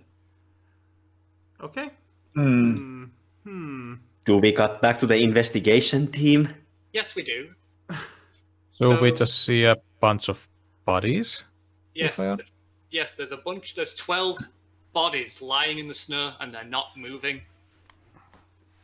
Do I recognize this as some sort of ritual I'd be familiar with? Roll your occult with intelligence. 71, that is a no. Oh. It's hard to tell with the fact that everything's covered in snow right now. So, okay, so we don't recognize any faces then. You'd have to make an investigation check if you wanted to find out. Okay. I'm gonna make an investigation then. Yeah, We- use your yeah. intelligence. We should get closer. Some of those people could still be alive. Yeah, see- 95. You see Malachi is just looking very shaken, and he's just getting his gun ready. I am going to investigate as well, and especially the red cloaked figures, in case I find something on them, or if there are more ratmen. By the way, I made a 51 myself, so I think I passed at least. Okay, so what was your roll, Matty? 95. I failed. Okie dokie. You don't find anything. It's hard to find anything in the snow from where you're investigating. In case anyone's interested, I rolled a 34. Well, I was waiting for you to say. So you and Devar succeeded, and I spelled what's your roll again? Oh, right. Do I? Is this something I add my plus 10, or is this just a normal intelligence? It's just normal intelligence investigation. Okay. 35. 35, so 3 successes. Basically, as you start looking around, you see the average-looking people and the Irish travellers have been stabbed with a small, object, like a knife. The red cloaks, however, have appeared to have been shot from when you find bullet wounds on them. Huh. Do I? But they are human. Well, right now they are wearing the rat masks that you've seen the other one wear. Wait. That guy was wearing a rat mask. He That- wasn't rat-faced. Yeah, His mask fell off. So there was, clarify for me. There was a rat head behind the rat mask of the guy we saw in the castle. No, it was a human face behind a rat mask. Oh, all right. I thought that it was a man with a rat. It was an actual rat man. no. was Pretty the sure castle. we all fought that at some point. I did it first until he said the mask came off, hence the confusion I had when I thought the mark was on the human's face, not the Dullahan. So did the Stygian butcher have a mask and the mark of Cromquark on his face? Not the Dullahan, no. Okay. He was holding his head as it was grinning. Oh. He was holding his head. I thought it was... Okay, there's been a little bit of confusion here. Just touch. Okay. Can I remove one of the rat masks on one of the cloaked individuals to check that they are human? Yeah, you can do that. As you take the mask off, you can see what appears to be a human face of a man. It reveals this pale white face, and the light of their eyes have left them for some time. And What they kind of expression does he have? Does he look like yes, I shall fulfill my duty, or ah! it looks kind of like almost like disappointment, Disappointment? like regret. Huh. Wait, Uh, are all the faces like that, or are they all different? They're basically different sort of stages, expressions of basically of I failed or disappointment. Huh. Interesting. By the way, are one of them the police officers? You don't seem to find the police officers that you're looking for. Are any of the bodies the McDonald's? No, you do not find Caitlin. Oh, Caitlin goody. or her husband? Yes, you do not find either of them. Oh, goody. This Well, the blood trails this- led into the water. It's like, so Paddy's like going, looking like, well, I don't know why, but they may have had a boat. This is weird. Rope individual. It seems like most of these people were stabbed, but these rope individuals have been shot. Tuomas, would you? I do not wish to be presumptuous, but would you be able to recognize the gun from the bullet wounds? I'd like to know what caliber we'd have to worry about of getting shot at. Can I?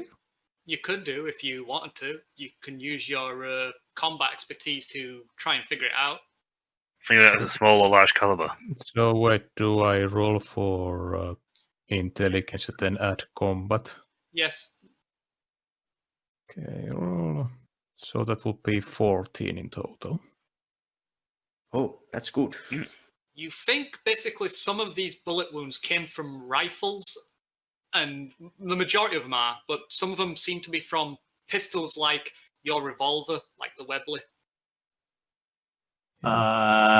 Yeah, combination of rifles and pistols. Oh dear. I do not like this one bit. By the way, the Paddy, Yes? you find basically what looks like a piece of a woman's nightie, basically on a nearby branch that's sticking out of a bush. It's heading towards the beach. I like wave. Can I wave the dog over? Or Malachi like going, Yeah, what have you found? Fed, I think I found a bit of nightgown here. It seems to be a lady's nightie in this here bush. Yeah, Bran basically takes a sniff of it, and it leads them basically towards the ocean, and then it gets really nervous about actually entering the ocean. It's okay there, boy. I don't think we're all ready for a swim today. Yeah, I think with that Scratch my black, ears. I think with that black smog over there, I think we might not want to go there. So we can assume Caitlin drowned. Or someone threw her body in the ocean.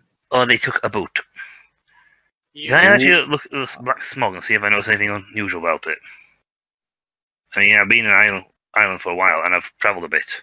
It's kind of far away, basically. It's not like at the horizon, but it does seem to be billowing in. You've never seen this before, so it's kind of hard to basically discern. Do I stay with? Are there any signs of footprints or tracking lines or anything in the snow at the beach? You can see what appears like drag lines, and the blood lead towards the ocean, and they go into it. Any prints of the one who was doing the dragging? All right, yeah. You do not see any prints. What? Yeah, but if he was dragging the body or dragging Hmm. something behind him, the body would get rid of his prints. But I would like to actually dig away some of the snow to see, since whoever was dragging would most likely be the one or the group who were doing the dragging would most likely be heavier than one woman's dragged body if there are any prints in the sand itself. Okay. Pushed down. If you're going to do that, make a dexterity check while I explain. Well, not explain, but say to the three that succeeded originally in their investigation. The standing stone, you see there is a man's body which has a partially frozen rifle in his lap. He's laid up against the stone, and there's runes carved upon it. And while there's a crow, sat upon his shoulder, prodding at his eye with its beak. And you see something in his hand, but you cannot see it from where you're stood. I'm going to approach and attempt to carefully with my stick sort of pry the rifle away and see if I can get what's in his hand out of it using the stick. A walking stick. I'm not touching with my bare hands. Well, He's not that dumb. You make a dexterity check then. Well, I've got to do something. Because you try. I got 28. So what you're looking for again, by the way? Footprints. Any footprints or such in the sand to try to see if I can figure out anything like what kind was the person or persons who dragged what we assume to be Caitlin into the sea to be, how many there were?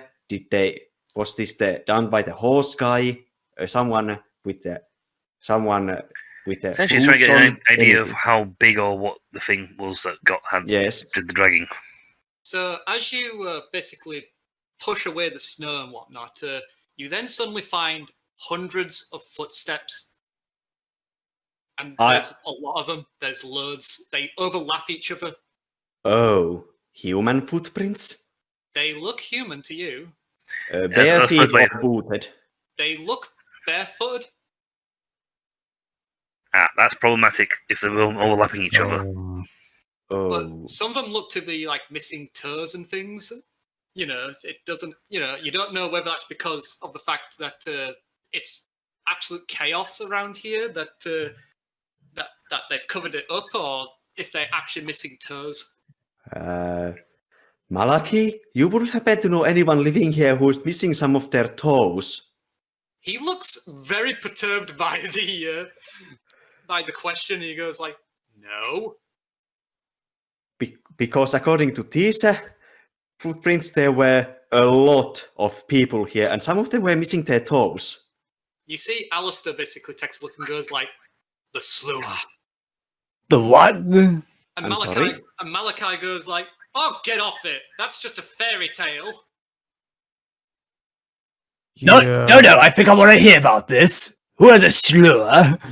I'm slowly starting to believe in all kinds of fairy tales.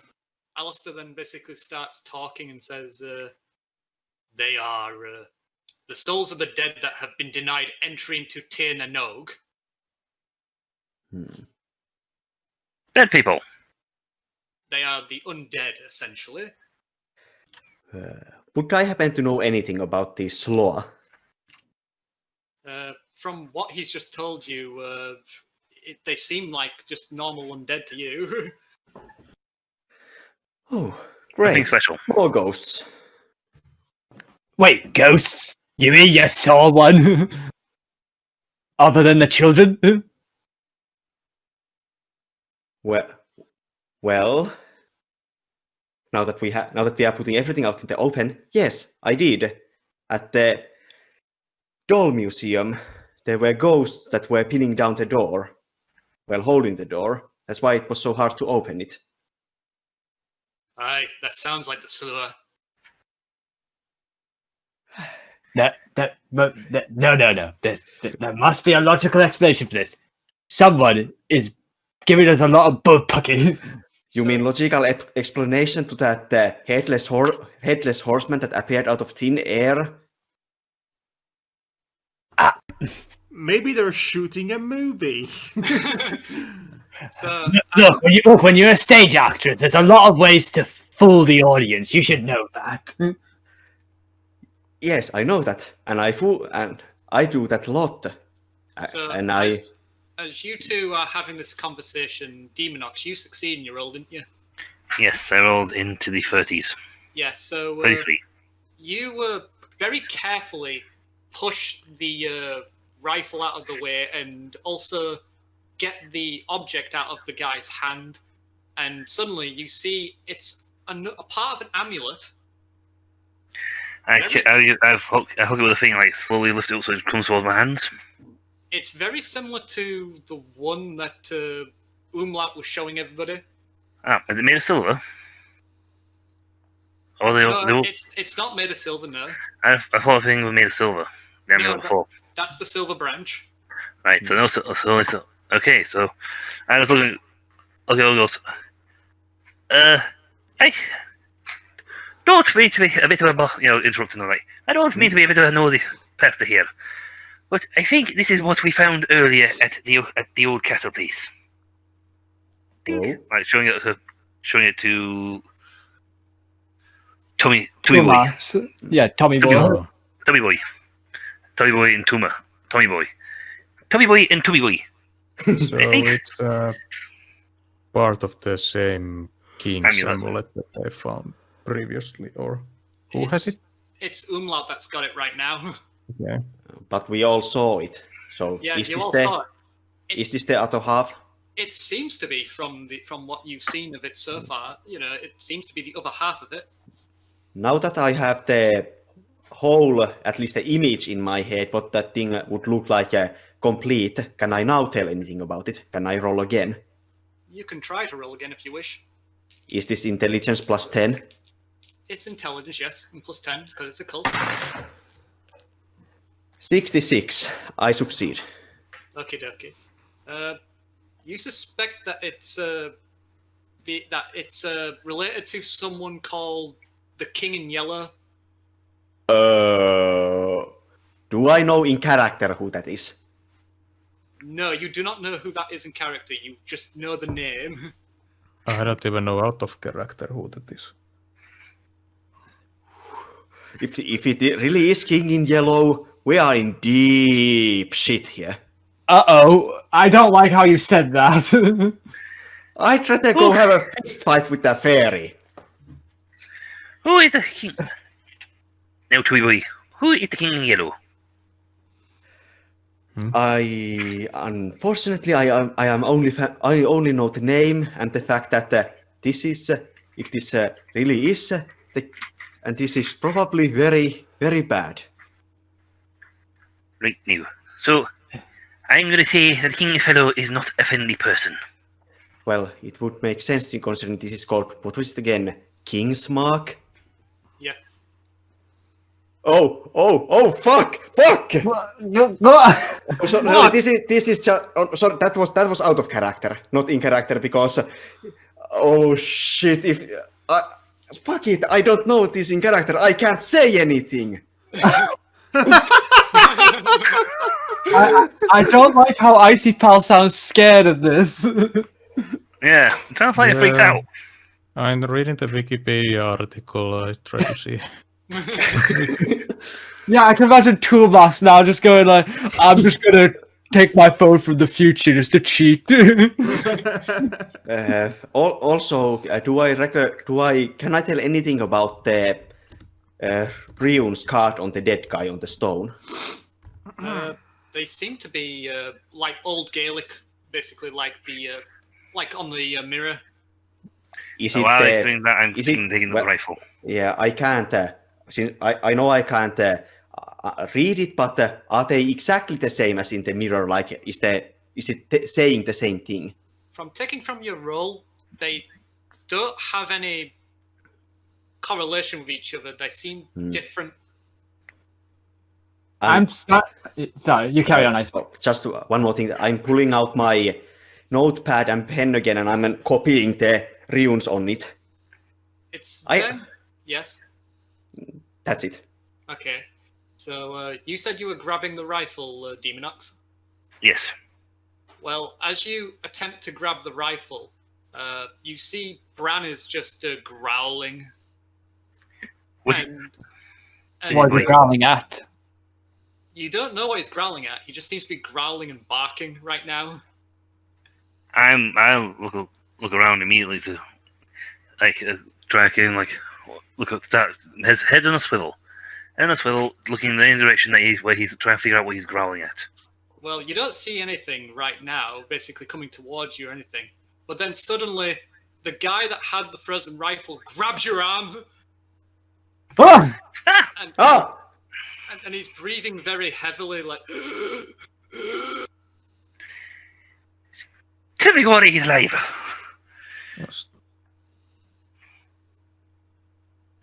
I'm So, pulling, try to pull my arm from him, but it's on the rifle still, but I'm trying to pull away from him. does the person look alive or undead? He doesn't look healthy, and there is no light in his eyes at all, and he's just breathing very heavily, and he just keeps saying the word.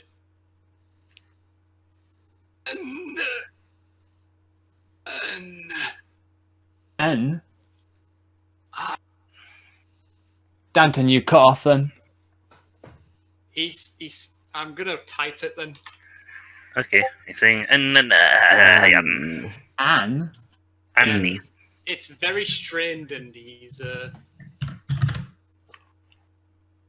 What now? What's the thing with N? What's N got to do with this? Which one of the Yes. which one of the characters was Anne? No, there's no one named Anne. No, I didn't see anyone named I don't Anne.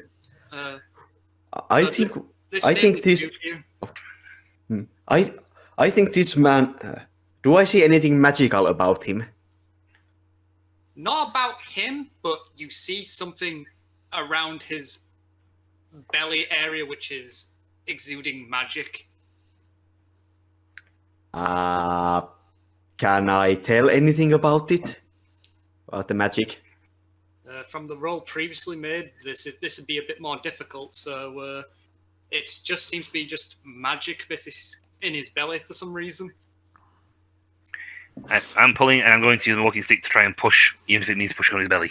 Yeah. So Is he naked actually, or does he have any clothing on him? he seems to be wearing normal clothing for the Irish weather before it starts snowing. So still dressing the war for the nice to be cool, rather than not snowy weather, but just general or near end of summer's weather, near autumn. Yeah, but he's basically now getting up and he's just going. Back away now, boy. I don't want to knock you down again. And Malachi just gets his gun ready and goes "Stop where you are!" And he just doesn't seem to be listening, and he's just continuing to walk towards you. And he lunges at you. Which Paddy. wasn't me. Not me. He's lunging at I'm you. going to dodge. Oh, yeah, sorry. So since this is combat now, we're going with Combat? we're going with the fastest person first, which is Demonox. Before the combat starts, can we cut back briefly to Umlaut? Yes. Well, Yes. So what is something you want? What is it you need? Well, Umlaut is starting to put the pieces together, as it were. So, there is a Stygian butcher, or a Dulalan in this case, which is taking the souls of the living, and we saw that in the most literal sense. People have been disappearing. Clearly, he must be responsible for that. He's taking the living, but for what? And how does it link to the creatures he saw in his visions and the salmon? And what about that god that was mentioned, Kromkrua, was it? Yeah. Yes. Kromkra. I would like to learn about that. Okay. So, if you wish to make another roll, please. I will do just that. 88. cutting it real close. Yeah, that is real close. You find a book on Kromkrai. He seems to be basically a pre-Christian god that was defeated by Saint Patrick, as you know. But he's was very well known for human sacrifice, apparently. Human sacrifices. We are getting somewhere here. Yes. Yeah. So Yeah. At least- Does the book tell him what he was god of? that'd be nice. It seems to be he was just a general pre-god of Ireland, of all the land, and he was connected to it. He was a headed dragon beast that tendrils that went across the lands. A god of generality. I see. So, the god was defeated by Saint Patrick. It had ritualistic sacrifices to its name, and there's the Dulalhan, which I realize I pronounced it in 70 different ways. Not quite yet. We're getting there. I understand what you're saying, though. The Dulalan might be in cahoots with maybe some other group. Gathering souls for a ritual that has something to do with this god. And what about that hag that was mentioned last time? The Kailak. Yes. What do we know about that? How does the snow have to do? Is it linked to this? Because I realize this is getting a pretty convoluted, this plot. Yeah, well, I could tell you already that from last time we heard about this, the Anne Kailak. She was known as around several stories about sovereignty and harvesting of reaping souls. So that might be the connection here. That might be the connection indeed. But souls for what? What do these rituals for the god entail? Specifically. There's not a lot about them. They've, especially since a lot of the writings, they either didn't write them, or Christianity has basically gotten rid of them. Christianity, yes. The enemy to all religions that are not Christianity. Thanks, Christian religion. Thanks, Christianity! We could have used that. But from what you remember, it's been over 1,000 years since a winter has been recorded like this that was out of place. So it's a sign of bad things to come. I have another question here. Okay. The Salmon of Knowledge, and this is where the roleplay comes in, because our friend Umlaut seems to be becoming rather obsessed with the salmon that if eaten gives you all the knowledge in the world, and he saw himself in the vision eating it. So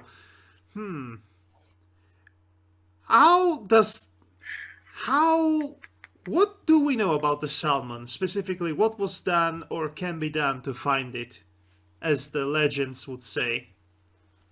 Well, from what you read, it was originally found in a lake next to a tree in Tirnanog, which ate basically 9 hazelnuts that fell from it, and when it ate all 9 of them, it gained all the knowledge of the world. And then whoever ate it basically gained the knowledge, and that particular character was Finn McCool, who is a very famous hero in Irish mythology. Yes, I remember a Finn McCool, actually, because it has a very cool name.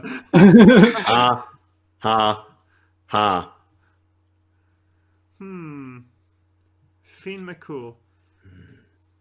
They're searching about Finn McCool now. Oh, you have Google access as well. Yeah, I tried to read about the King in Yellow, but even I quite quickly glanced through the Wikipedia article, and I'm not sure what it even is. I tried to skim through the Wikipedia page as well, and I gathered something about a play that drives people insane.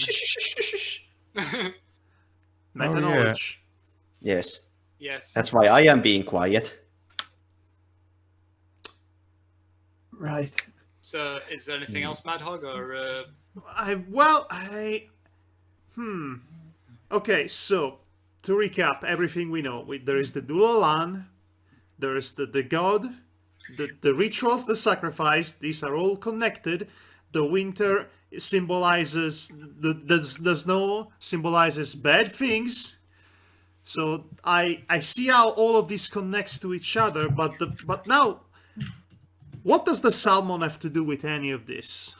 Or the creatures of the sea? That's what he wants to find out. That's what he wants to ponder about. And for that matter, that branch that we found and that medallion, what do they mean?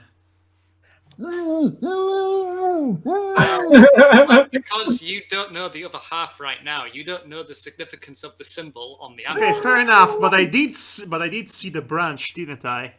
Yes, you saw the branch, and you could basically research it and find basically a mention of a silver branch that would basically give you basically a free ticket into the other world, Tir na Nog. So one could theoretically find the salmon of knowledge. Wait, everything all goes back to Tir-Nog, the slew, the undead, Tir-Nog. Yes, the salmon of knowledge.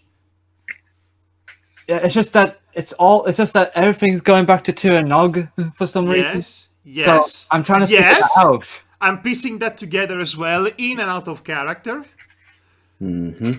So rituals, souls, the dead god, the land of the dead. They're trying to resurrect the god. I mean, that could be an option. Which will destroy the world. The god Krom Krua is basically Cthulhu in this equation. Oh gosh. This is what I'm speculating, both in and out of character. Yeah. Back to the corpse. Yeah, back to the other party with the attacking corpse. So, Paddy, what are you going to do? Well, if he's attacking me, I'm obviously going to try and dodge the hell away because I don't want a corpse to hit me. But I'd also like to try and smack it with a walking stick around the head at the same time. So you're either dodging. Use my high dexterity to dodge and then counterattack. So you're going to parry. Got it. So here's how it's going to work. We're going to make contested rolls against each other. You're for defense and me for attack. Whoever basically succeeds the most is the winner. Okay. So, okay, make your roll. Oh, what does he have to roll? Like a I was going to say, D100? that's a high roll, low roll, what? No, I meant, does he have to roll a D100? You have to roll a D100, and using either your dexterity, depending on the action you're doing, since you're making a parry, it's a dexterity roll, and you can use your bonus for it. And you have to basically get, once again, under basically your Under the stat. Yeah, under the stat, essentially. And if you go over it, you fail. And he's Okay. doing the same, and so he has a chance of succeeding more than you. So Okay. we'll see. Well, how I it goes. rolled a 9, so... Okay. Well, as you move aside, basically you whack his face, and it just basically you hear bone crack as his head turns a bit. And it doesn't seem like it's going down. But you just keep hearing this like struggling to breathe. Now, stop what you're doing there, boy. I don't want to have to keep hitting you. It's then you swear you see basically his stomach begins to bulge and move. What? Suddenly, his Everyone body- get back! his body begins to shake rather violently, and then this bulge creeps up, pushing the chest cavity out so much you hear bones begin to break. A large lump begins to form within his neck, Ugh. and his jaw opens so quickly and wide that without warning, it explodes apart, his jaw pieces dropping to the ground with gushes of blood. And while some pieces hang off from his now broken face, and reveals out of the opening of the back of his throat, along with his tongue, is a large, moist, dark blue skinned creature with a sleek snout and 4 legs as it hangs there, hissing and baring its teeth at you all. Is this a Fomorian? You don't know. Right Can now. can we roll something to recognize this? You could do, but Show the damn thing. But later, because right now, Matty, it's your turn. Yeah, I guess I. So, what? So the creature has 4 legs. Yeah, it's hanging out the guy's mouth. It's hanging out what used to be the guy's mouth. Yeah. So it's a small creature. It's quite a big creature since, but it's small. But it's about as big as a football, basically. Okay. Yeah. First reaction should be kill it with fire. Yeah, I take my hammer and try to whack it. Okie dokie. Make a strength check then. Oh, strength check. And I add the combat expertise. Yes, you can add the combat expertise to it. 54, so I barely fail. All right. So as you try to attack the creature, the body seems to move very basically rapidly, like backwards, as your hammer just barely scrapes the creature. So we move on to the next person in line, which is Icy Pal. What are you doing? Okay, first, do I recognize that thing? As I said before, you would have to make a roll to determine that. But are you really going to basically determine it during combat? I do not like the way you put that.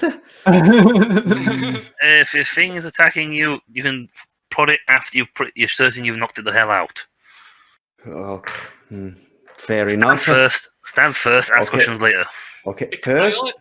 I only say that because you'd be skipping a go, essentially, to try and figure it out. Well, okay. In that case, that can wait.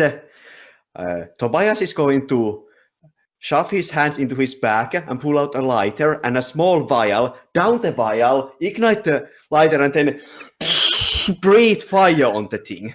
Are you kidding me? Are you actually kidding me? I thought this was Call of Cthulhu, not Final Fantasy Tactics, the stupid edition.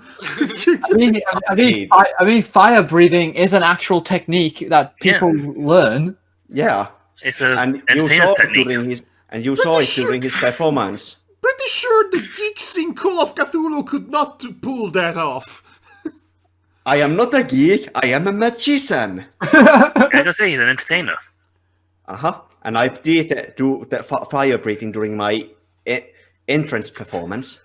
And I'm going to say, make a dexterity check then. Hey, Danton, next time we do a Call of Cthulhu, I come in as a barbarian.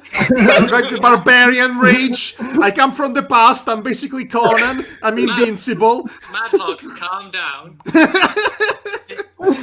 A, magic's in the book. B, he's a magician. So 45. Alright, 45. So you basically burn, you start basically seeing this thing go on fire, and it's still standing and walking around, but now it seems to be really pissed off after basically you start setting on fire. No. Okay, I'm just saying, last campaign I couldn't even be a smuggler. Now there is actual magic that we can use. Well, in the previous campaign we have very specific instructions of what our jobs could be. Now, Danton gave us a free rein. Well, I wish I'd known. I'm sorry, you didn't ask me, but can I carry on? Oh my god. Yes, carry on, please. I'm sorry, but anyway, Devar, it's your turn. Okay. Okay, what is Kathleen Doyle going to do about this? Okay. I don't have anything to help with the fire. Hit it with a shovel. Yes, I was gonna think about hitting it with the shovel. So I think I'm gonna do that because that's the best I can do. Okie dokie. Make a strength check because you're trying to strike something. I mean, it's not my worst stat, but still. Okay. No, I fail. 74. Basically, you try to whack the creature, but the body now is like moving around very rapidly from being put on fire. So it's very hard to hit, especially without getting burnt yourself. Yeah, especially since I'm using probably the most bottom end of the shovel to keep the person at bay from me. So you just see Malachi tries to take a shot at it. He's like, fucking bleeding! He's like, just starts shooting at it. And he misses because he's shaken. Phineas is just gonna basically try and move back, and he's going to throw a rock at it out of panic. You're gonna throw me the axe, but hey. That's Alistair. Okay. Alistair, chop his head off. So you see the rock go flying, and it goes wide. Oh, Phineas, why? He hasn't got Ferb to help him. Yeah, so you see Alistair basically attempts to move in to try and slice the creature. And, oh, fuck's sake. Alistair basically misses. Ah. And then, because Alistair basically tried to strike it, it's going to attempt to attack. Who would be the nearest? Paddy. Oh. I'd say, yeah. What are you going to do? Because you see the creature is trying to lunge at you while it's on fire. Okay. You know what? I'm going to try and hit it with all my might. And see if I can. With all your might, Count! Wow. And that way, they'll sort of like bash it backwards. Okie dokie. Well, if you're going to bash it, make a strength check. Okay. Oh. That is by far the best roll I've ever had in my life for this What is system. 1. Oh, wow. You see, this creature is Normally it'll be a fail. As the creature lunges at you, you can see it's trying to bite you, basically, around your face area for some reason. Like, very desperate. But He wants a kiss. But then you nudge, well, not nudge, but you basically, with a lot of force, basically throw it basically to the ground, and it's now prone. It's like, bang! Okay, so it's prone on the ground. Smacks his head. Bran's going to try. And Paddy may be saying quite a few curses that are rather old curses in Irish. Yeah, so you see Bran's trying to attack, but Malachi's like, no, you stay, boy. Yeah, that's probably for the best. Yeah, if that thing's trying to bite me, I'm guessing if it's trying to bite me, its current host is pretty much out of commission, which means it might be how it jumps to a new host. Also, it's on fire. That too. Yeah, so since we've gone through everyone's actions, we're back to Paddy. Oh, Paddy's not taking any chances. He's taking the butt of that rifle, because that will be on the ground nearby since we'll try to grab him. And he's going to literally start hammering on it. Okay. Make a strength check. I won't get one again, trust me on that one. Yeah. I got a 49, which unfortunately is a fail. Yeah. So you try to basically, like... It's wriggling. But it's like wriggling, basically, and making good dodges, essentially, from your butting. So we're back to Matty. What are you doing? Matty, get it! So I guess I try to hammer at the thing again. Okay, so Get it, everyone get it! Just stomp the fucking thing. So that will be in total 35. So I succeed. Ooh, yay, combat go. Okay. So you start bashing this thing's face, its teeth and its face, and you continue to bash it, and you bash it, and you bash it until it stops moving. Then it moves again, and then you bash it another time, and then it seems to be dead because it's not moving, and the body is now on fire, and blood is all over you. You're all basically seeing this thing. Make sanity checks right now. Oh, no. Oh dear. The Great Irish Bash. Okay, I made a 25. That's 37. These I need power. That's also a success. Matty, 82. that's a fail. From you. Yep. But do we gain any sanity from killing this thing? No. I got an 18. This is not Eternal Darkness. That's Unfortunately. Aww. So, Matty, I was hoping we'd be on Eternal Darkness rules. No. So, Matty, you take 10 points of damage from that, from the sanity.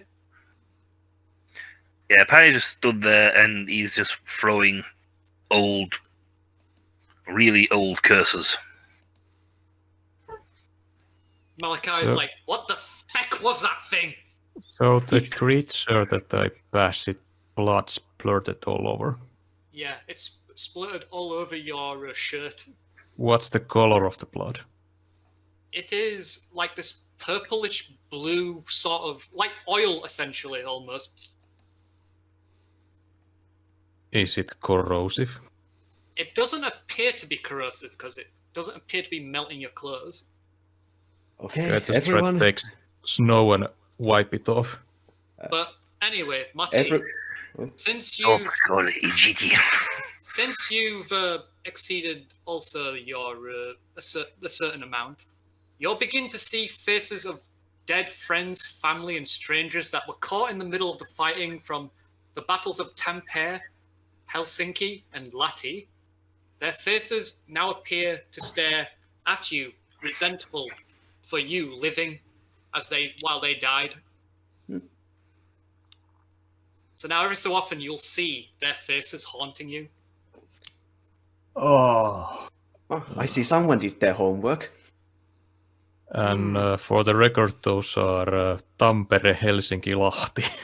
Yes, I know I can't pronounce them very well. Yeah, I just said for the English. audience. Okay, everyone. Whew, give me a minute. First, I'd like to cast a spell to pretty much prestidigitation to remove the blood from everyone. That would take one. Okay, has it been long enough for me to regenerate any from the castle trip? Probably at least one. Okay, so ±0. Yes. And suddenly you all, Tobias snaps his fingers and suddenly you see the blood just crawl off you into the ground. Okay. Okay, and then I would like to do the check to try to figure out what the fuck that thing was. Okay, make a roll. Now smashed. 52 success. Okay. From just briefly reading upon like some stuff in the library that just to try and research some new magic spells, there is a story of a creature called that infects a host basically in the stomach and eats half their food, called the Alpluacra. Can I?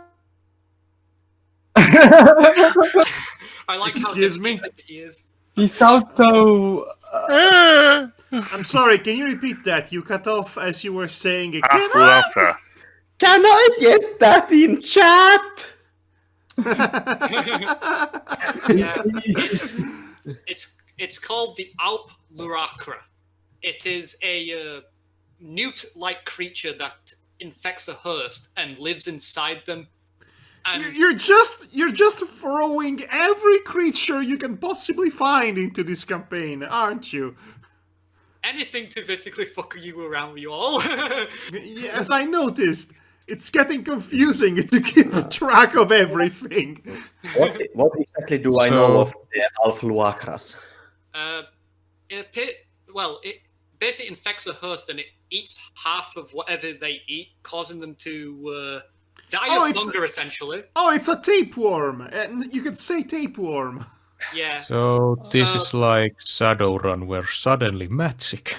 Yeah, so anyway, do I know if it has any connections to either the Kailak Vera, Crom Kruak, or King in Yellow? it wouldn't have any connection to the King in Yellow, but it would have some connection with the Kailak Vera. Oh, okay. That thing was the Alfluacra. Basically, do we actually know what tapeworms are? I don't know. In this era? I don't know. But anyway, another thing about it is that basically that it doesn't like salt.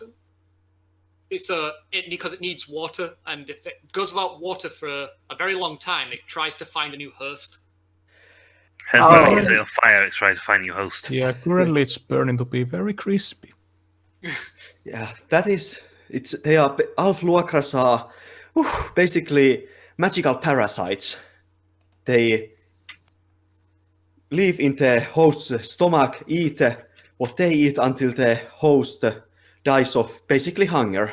And they hate salt because they are like slugs. It just drains all the moisture from their bodies. Good to know. Does the hotel have salt? Malachi just says, "Thanks, I hate it." You and me both. Okay, so first of all, how do you know that? And secondly, where have you got those powers of yours? Well, I'd like to know. I am a magician, just that in my case it is a bit more literal than you'd think. But I do appreciate that you are taking your first realization that the supernatural is actually real relatively well. Oh no! We're not going down this road. This is all a ploy. It has to be. I mean, usually people start screaming when they learn about this. And you are not screaming. I'm screaming just internally. We've seen a headless horse today, and we've seen a thing burst out of someone's head. I don't think screaming would really count for that now, you know. Yes, and movie magic. We could have magic. People can do magic, in stage plays, So, I've seen special effects better than this in the movies. I would like to say I have the title for this episode. Tuomas screams internally. Well, unfortunately, we don't have a stage crew for the movie magic here. Just the actual one. So, did you get your powers, or were you born with those? Or oh, it's like studying. You just read the right words and do the right movements, and poof, magic happens. That explains nothing at all. Look, I know that you like to play a trick on everyone just to get everyone invested in what you do. Well, actually, I do that too. Most of what you saw during my performance yesterday was I guess you could call it mundane magic tricks and such as that. Bull pucky! If magic is real, I'll be your assistant, dressed sexily on that stage with you. Please do. That would be a fine thing. But okay, I'd like to. I think Tommy Boy is looking at the clear now. Yes, Matty. If there are more of, I'm not sure if that's the only thing that is coming out of Tuomas, so I suggest that we burn every single body in this area. Check the bodies. I think you just want to outright burn them. Yeah, don't set fire to them all. That's not a very Christian thing to do, but I think But it'd be better safe than sorry. Possibly, though I do not see anything. I saw something weird in that man's stomach, but all of the rest of these bodies seem to be just, corpses. And I do not actually see anything. Well, it's better if we bury them anyway, because it's better than leaving them out Can here on the you ground. sense it that there's not anything more demon things coming out? I suppose you cannot see anyone else has this. Oh yes, I can see magic. Okay. I'm going to Okay. I'm going to actually take the shovel off Kathleen and Sure, why dig a not? pit. Tuomas sounds so defeated. I love it. You're about to say something, Demonox. Yes, I'm going to respectfully take the shovel off Kathleen. Yeah, she lets you. And dig a pit so we can put them in the ground, because it's better than leaving them out here for the birds. That is going to take a while. Yes, you dig basically, and Malachi starts helping as well with whatever he has on hand to help dig the hole faster. Yeah, it's not going to be like a fancy or very deep pit. It's just better than leaving them on the ground. Yeah. Shallow grave. Yes, and Alistair basically starts throwing bodies in. So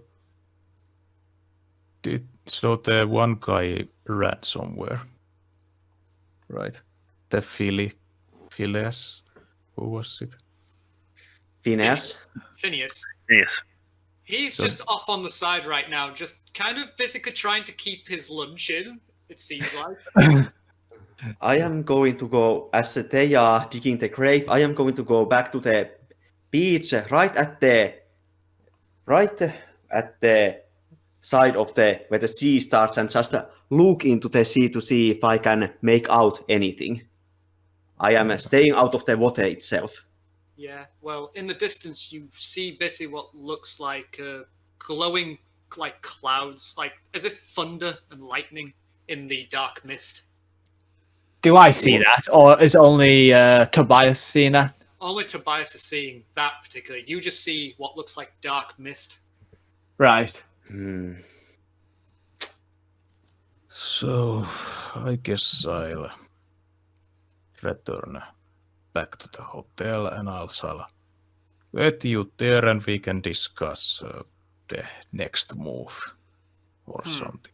Malachi goes, I agree. Let's get back. There's nothing more we can do here. Agreed. Okay. Good gosh. Who has the medallion? I do. Yeah, I guess that groundskeeper has the other one. Yeah, umlaut. Yes, umlaut has it. Speaking of umlaut, Yep. all right. So, can you summarize briefly to me again what did Finn McCool do to get that salmon of knowledge? Did it involve nuts? I believe. Yeah, well, the salmon itself ate the nuts, and it traveled between the worlds of the other world and the mortal plane. And Finn McCool, basically, in a very long story of serving it to a man that was supposed to eat it, he accidentally eats a part of the fat of the fish. And the guy, recognizing that he had the knowledge in him already, allows Finn McCool to eat the rest of it. That's the very short version, the quick one. I assume so. Because he's pretty much like Hercules. He has a lot of stories related to him and the With a name like Finn McCool, I don't doubt it. Well, if you want to be exact, it was Cuchulainn who was the Irish Hercules. Yeah. Right. This is more the Irish Theseus or Perseus, if you will. Okay. Here's what I'm going to do. I'm going to go back to the hotel and share all of my findings relating to dead gods that might not be dead for long, what the Dulalan is doing, what I believe it is doing, the rituals and whatnot, but I'm not going to tell anything about the salmon. Okay. So, as you are about to get back to the hotel, you see the search party comes back, a bit weary from their travel. Well, I look at them, they don't look as... They look the same as he has always seen them. In all honesty. Yeah, you could see that Kathleen is basically smoking like 2 cigarettes at once. Again, She's nothing new. she's not bothered with her fancy stick holder. Okay, well, again, nothing I new. see as dead far- people. Tobias Oh. looks serious. Tobias looks serious. Well, okay, that's weird, actually. So he's going to approach the group, and let's just assume that he now talks regularly, so you all are cursed with his voice now. That's good. Holy shit, Umlaut, you can talk. I am some findings that I want to share with you all. So, Magic Boy, is he possessed by a demon? What's this about magic, boy? Was that in character? Yes. Yes, he No, called you Magic I'm Boy. not. But if I was, why would I admit that? He was asking about Umlaut, Umlaut. if he's possessed by demons. Yeah. Because of the voice. Yeah, that's the first time I hear that voice. I haven't spoken freely in a long time. Oh, believe me, it shows. Oh, I am aware. I do not believe that he is possessed. But but all this time that I've known him, I thought he was actually mute. I can understand Well- why he kept that facade. No offense, Umlaut. Actually, I used to have the singing voice of an angel as a child. Then puberty hit. I was ruined forever. That- Homer Simpson effect. That hits home in real life for me.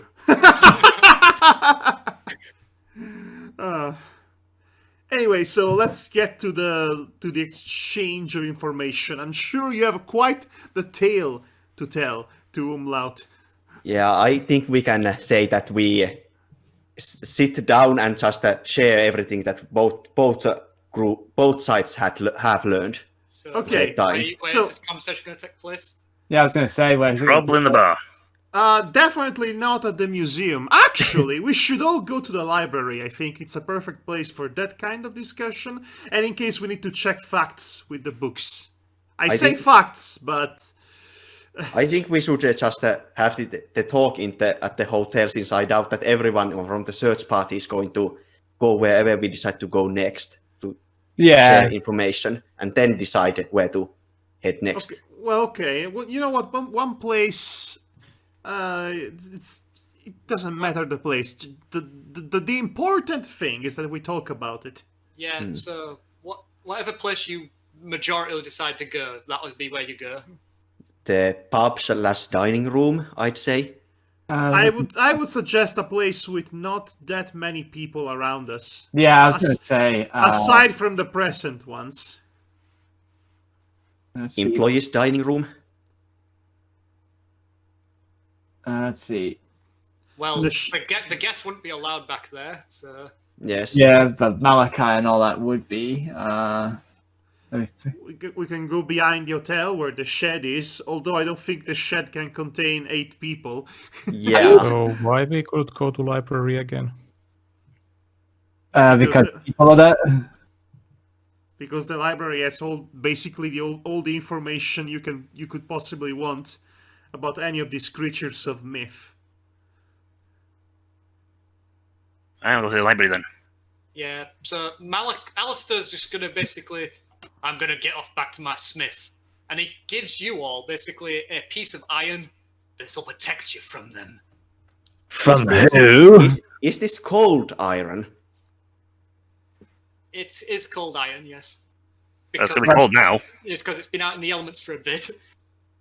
Okay, and Also, the good thing about going to the library is that when the King in Yellow will be mentioned inevitably in our discussion, we can actually look up what it is and know what it entails in character.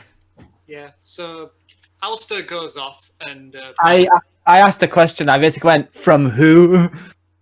Alistair, the No, you want to know why it's Oh, no, protecting I said, I had Kathleen Doyle said, from who? Who do we need? Who do we? Who will it protect us from? He just basically looks around and goes like, the fairy folk. Fairy. Sure, He's just let's have changelings too. Why not? Tobias just turns to him and says, "Where the bloody hell did you get cold iron?" The smith.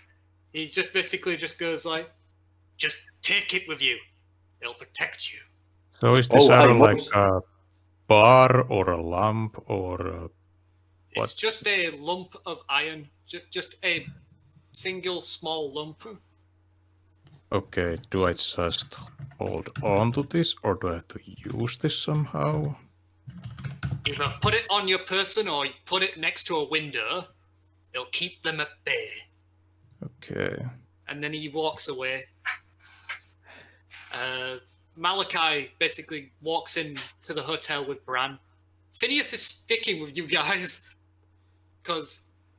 and he just goes like, "I'm actually intrigued, basically, to see where this conversation is going. If you don't mind." Sure. I am going to actually have a quick word with Malachi before we, go our separate ways. Okay. Malachi, I am not sure how much of what you believe that of what just happened, but we are dealing with supernatural bullshit here. So give the people inside. We'll try to go to the library and try to figure out more what exactly we are dealing with here. You mean Yeah. bullpucky? Yeah, this is all pure shite. This day. Oh, I agree most definitely. I'm gonna get a big bottle of whiskey. That helps. He just walks into the hotel. Keep one bottle always close by. It burns very well. So do these things usually. He just waves his hand at you. Okay, library, let's go. And keep those cold iron lamps nearby. That thing, as Alastar said, that thing is very good against fairies. They hate the stuff. Right. So, as you all basically start going into the library with Phineas, you see basically Teresa basically looks at you all and goes like, "Ah, welcome." And she's like got her now she's got like her yellow coat on, and is like Yellow! she's trying to keep warm essentially, and she's like, "How did the search go?" You don't want to know. You Let's know. just say didn't go exactly the plan. Well, you know, the usual. Dullahan, red-robed cultists, ritual circle, human sacrifices, Alfluakra. The usual supernatural bullshit. I think we can drop the pretenses here, Miss Teresa. She just looks at you and goes like, "Yes, that would be nice, wouldn't it?" Indeed. Tell me, how long have you been Simon's apprentice? Tobias goes pale. I knew there was something off with her. There was always something off with this woman since Demonox dealt with I her. was gonna say she tried doing magic on Paddy earlier. Or are you just one of the apprentices of the apprentices? How do you know that name? Or my connection to him? I can tell by looking at you. Your magic resembles his at least very low levels of magic that he could cast. So you are a witch of some sort. Yes, She- Pyros turns to the group with, "Hey, be careful now. She does a wiggly finger thing." which Excuse is me. such a nasty word. I don't like that word. Well, I can't just walk around calling you Miss Wiggly Finger now, can we? Okay, so sorceress? Oh, don't give me this bull, Pookie. I can't handle this. Tobias lets out a long breath I and deny then all magic. I did not even realize that. Wait, Simon the sorcerer is still supposed to be alive? Simon the Sorcerer? Really? That's actually a real historical Yeah, wizard. he's either referred to as Simon the Magus or Simon the Sorcerer. You have got to be kidding me. No. I linked This is- it. I linked it once in this chat, actually. No. Simon the Yes. Sorcerer? It really existed a Simon the Sorcerer at Well, some point? that's the abbreviation bracket bit, because they don't know if it's actually a sorcerer or not, just they did stuff. It's not just, just not that. It's not just a graphic adventure game from 1991. No. No? Greeks, Latins, Simon's Males. He appears in Christian stories. Oh yeah, now I recognize Simon. Simon Magus. So how does Teresa answer to my question? What was your question again? That Simon the sorcerer is still supposed to be alive? She's like, I don't know. He went missing. Well, to answer your question, no, I am not his apprentice. I'm not even apprentice of an apprentice. I am self-taught Oh, from what I've been able to scavenge. She looks Of at you his- very intriguing. With no training. Not- So Well, does that... I have a lot of training simply in the mundane magic, let's call it. And he pops out a flower from. Suddenly, a flower appears in his hand. I'm good at this and the other kind. Yes, a lovely little cantrip that is. And he does it very slowly. Everyone see that the flower slides into his sleeve. You Hey, see, why are you going to do a spoiler show like that? you also see basically Tara Byrne doesn't seem to react very much to it, as she's just stood at the desk. Yeah, I'm gonna look at that and think that's weird because psychoanalyst and all that. Okay, so are you saying that we can all learn magic if we read some right books? If you have a magic item that allows you to unlock the energies, or a magic item, you say? Oh no! I've got an amulet, It which is, has had magic at one point. It is technically possible. When I first tried out these tricks, I was doing it out of fun, thinking it to be a bunch of hoo-ha. Imagine my surprise when that bush caught on fire. I can imagine. Must have been a shock for you. Oh, absolutely. Did anyone know what the devil they're talking about? Phineas goes, not a clue. But it's Oh, good. intriguing. I thought I was just the only one on that one. No, I feel like I've been drinking already, and I've not touched a drop in years. Oh, that's a shame. I've been drinking since I got up this morning. Do you have any on you, Paddy? Pulls his flask and goes, "Hey, I still got a drop in here too." Give me a swig. Well, of course, Phineas goes, we're getting off topic here. We need to discuss what we found. Right. Yes, let's go do that. Yeah, I'm gonna do one thing. I'm gonna actually ask Tara one question since she's not acting shocked about all this. I'm gonna have Kathleen go over to her and go like, "You don't seem surprised in the slightest." Yes, I was going to ask about that. She just basically says, the mist, and then she stops and goes, Teresa is a very skilled practitioner herself. So, if you do not mind me asking, Miss Teresa, where did you learn your craft? I believe you are more formal in your Yes. learning than I am. Yes, my father taught me how to use it. And what was his name? Simon Garfunkel? His name was Terran. I am going to assume that I have no idea who that is. Yeah, you have no idea basically who that could be. It could be anybody. Could I know?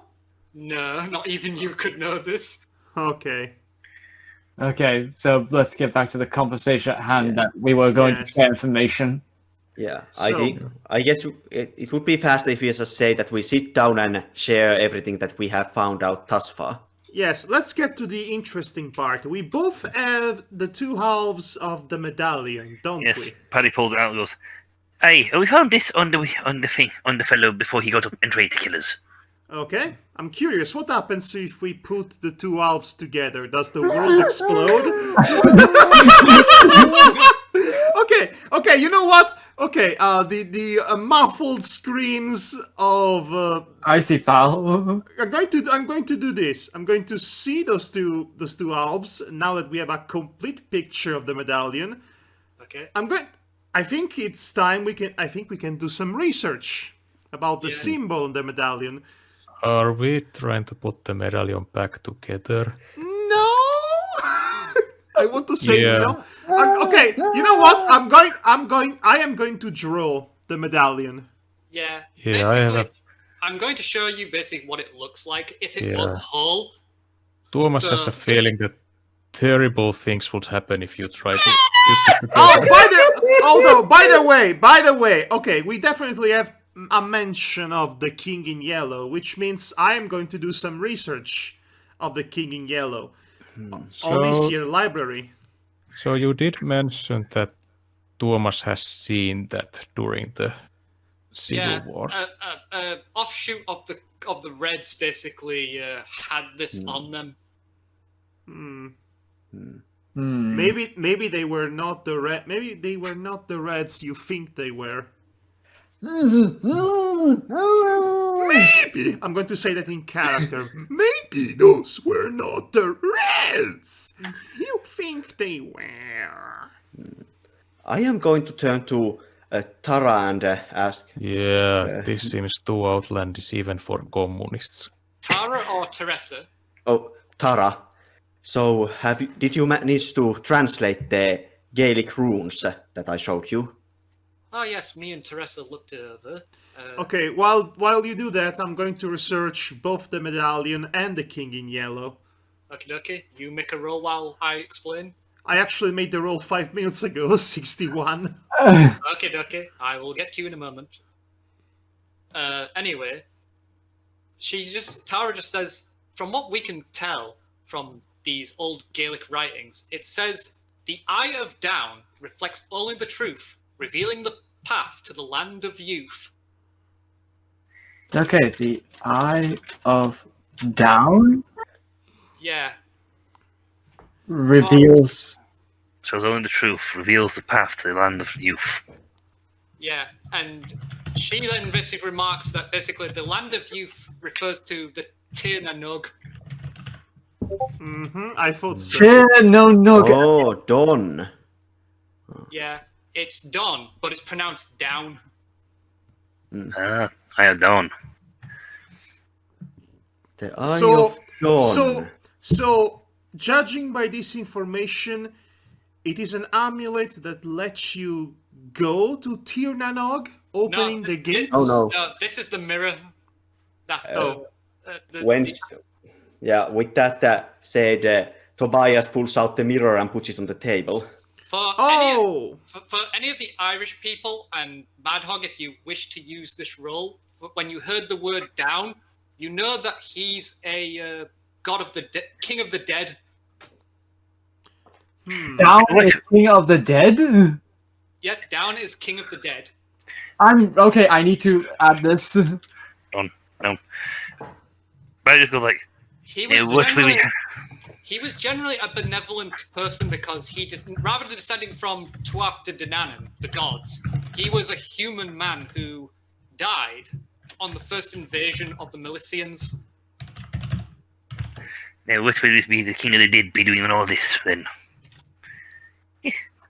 I mean, even I've heard of him. I have a Though, question. quite frankly, I've not heard of half the other things people have been saying. I have a Like question. the avocado person, she thinks Yeah. I'm ready to. It relates to Crom Croix, which, as you said, was defeated by Saint Patrick. Yes. Yes. It was a god, but Yeah. it was killed. Yeah. Do dead gods end up in Tir na Nog? You know where they go. It's Well, not really written down, to be honest. From the story that was written, basically in the Christian version, he was turned to stone by a particular staff called a Kreuzer, which was a magical staff that St. Patrick wielded to defeat all the ancient creatures, including Crom Croix. Yeah. So So he what I've heard of Saint Patrick, that he was the guy that drove away all the snakes from Ireland. He did that too. That was his other job. Yeah, he did a lot of things. He was According very to- busy. If you believe the Christians. He was very busy, okay? Back then, you had to do a lot of work to get called a saint of anything. Well, These days, that's- you can go saint of something if you do 3 things. Could Yeah. it be that Saint Patrick is nothing but Christian propaganda? He's he's kind of like that Saint Yume from Elder Scrolls, who destroyed all those Well, winged beasts from driving- Morrowind. Well, driving away all the snakes makes sense considering the Crom Croix had the body of a Snakes. multi-headed serpent. So anyway, Madhog, what was your original question? Oh yes, I want to find out about the amulet and the Yellow King, and if they have a relations with literally everything else we are investigating right now, because this is getting a bit too much. including Tir na Nog. Yes, Tir na Nog, which is the common thread in all of this. Ternanog, Crom Croix, Kailak Vera, maybe even Yes. Dawn. Well, basically, with the amulet, the King in Yellow, you don't seem to find any connection with any of the creatures and whatnot. So it's kind of puzzling that he's involved in any of this. Okay, And- but what is the King in Yellow? Appears to be this is some sort of omnipotent being of great power that destroys men. Okay, does it do it in a specific way, or it just snaps his fingers a la Thanos? I'm trying to figure out a way of explaining this. Oh my gosh. Okay, please just go with your guts on this one.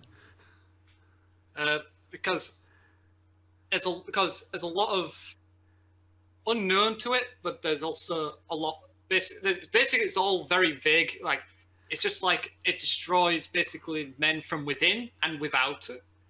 Okay, so it turns them inside out like a glove.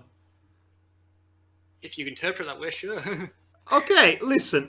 What is the most relevant interpretation to the nonsense at hand? To the game, essentially. Yes, please, for the love of Christ. I'm trying to basically make sense of your question right now. I'm sorry. I want to know asking, what's I'm the most sorry. relevant. what is the most relevant information about the Yellow King with any that can be linked with any other bits and pieces we have at hand? What does the Yellow King do or accomplishes in this story that you wrote? I'm just going to say basically it appears to be an opposing force To what? to Oh, the fuck. Irish. We are caught in the middle of a war of the gods.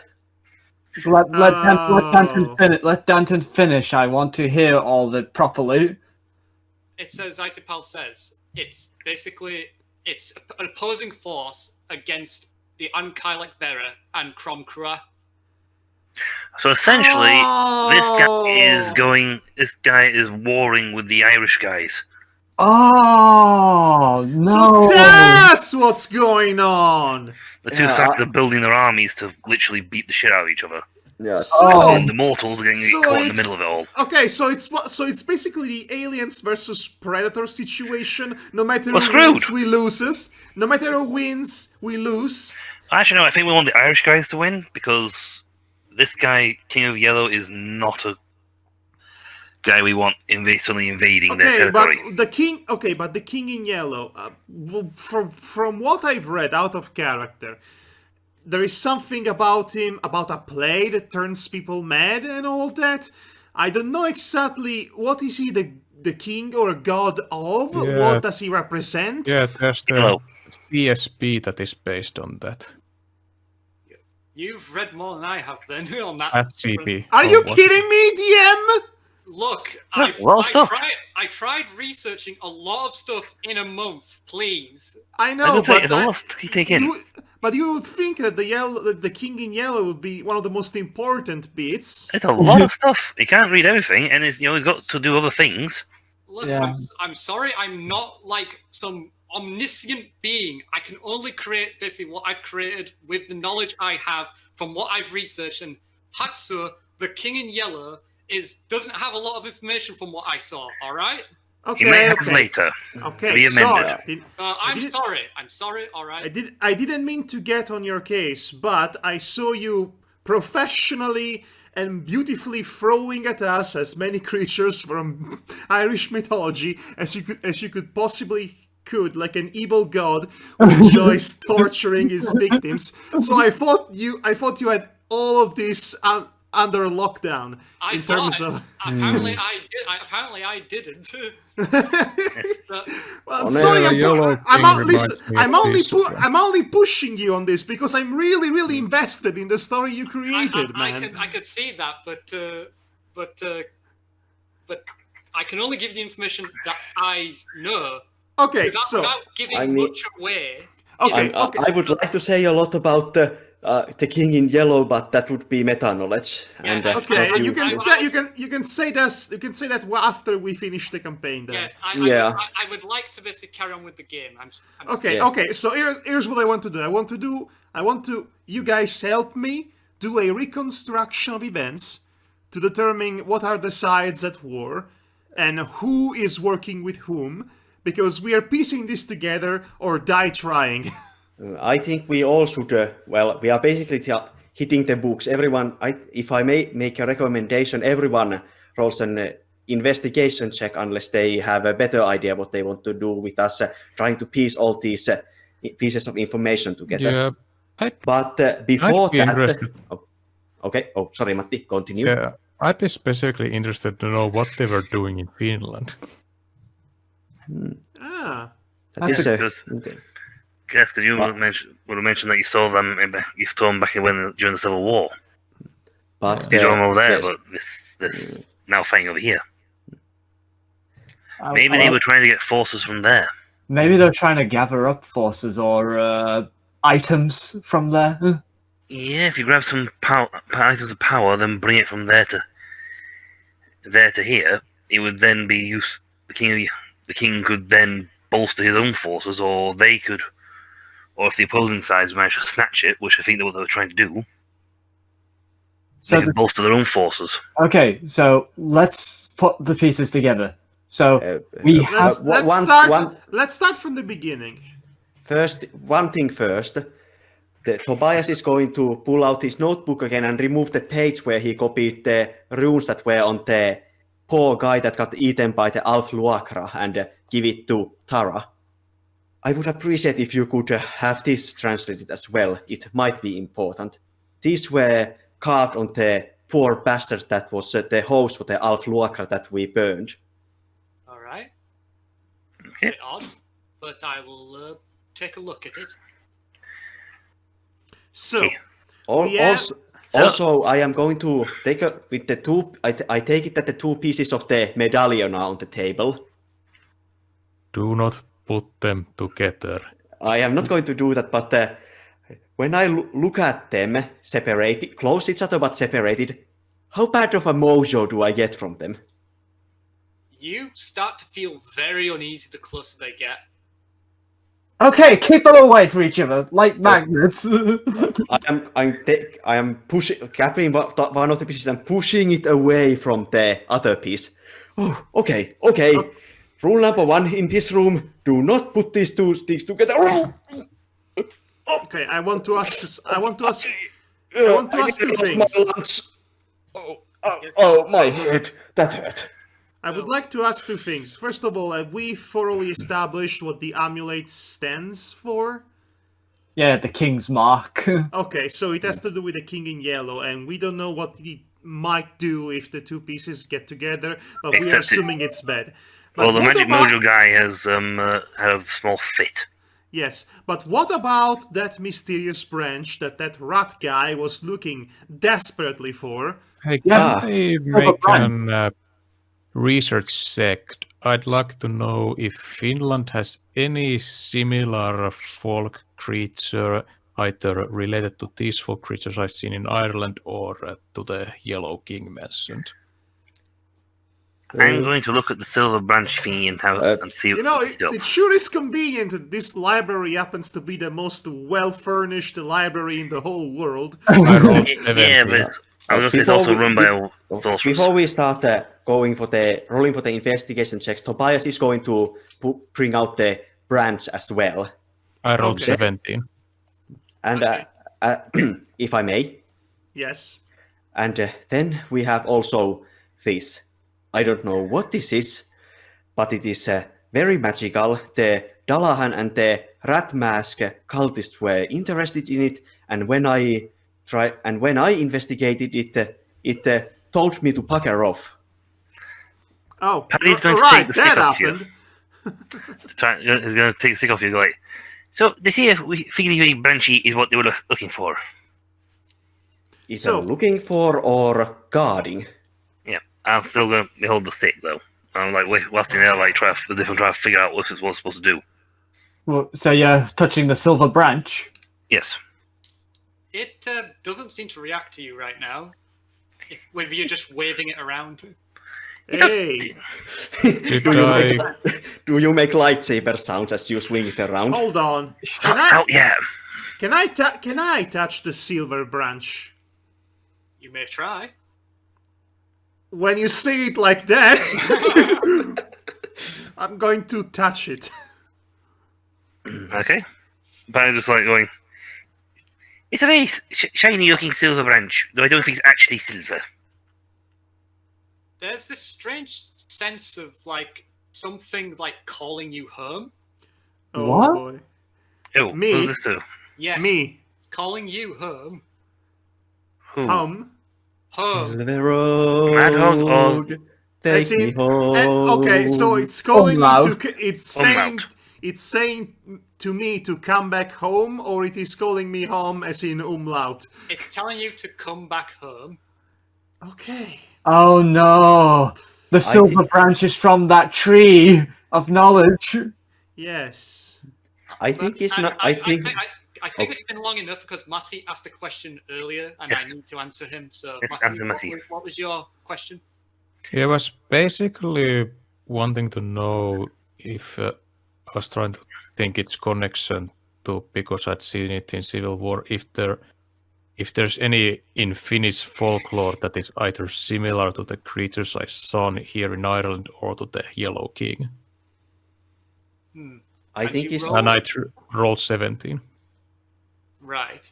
So there could be some correlation between the two, but because they're so far between it and they're so different, those cultures, that it's almost hard to imagine that they could be the same thing. There's certain things that match up, but from what you do know of this symbol, it seems that the people that were basically trying to gather something in Finland. You don't know what, you just know that it seemed like they were trying to get something. Okay. They were stealing the Finnish magic. Hmm. If they're a cult and they're going for the yellow boy, then they were definitely trying to get their hands on something.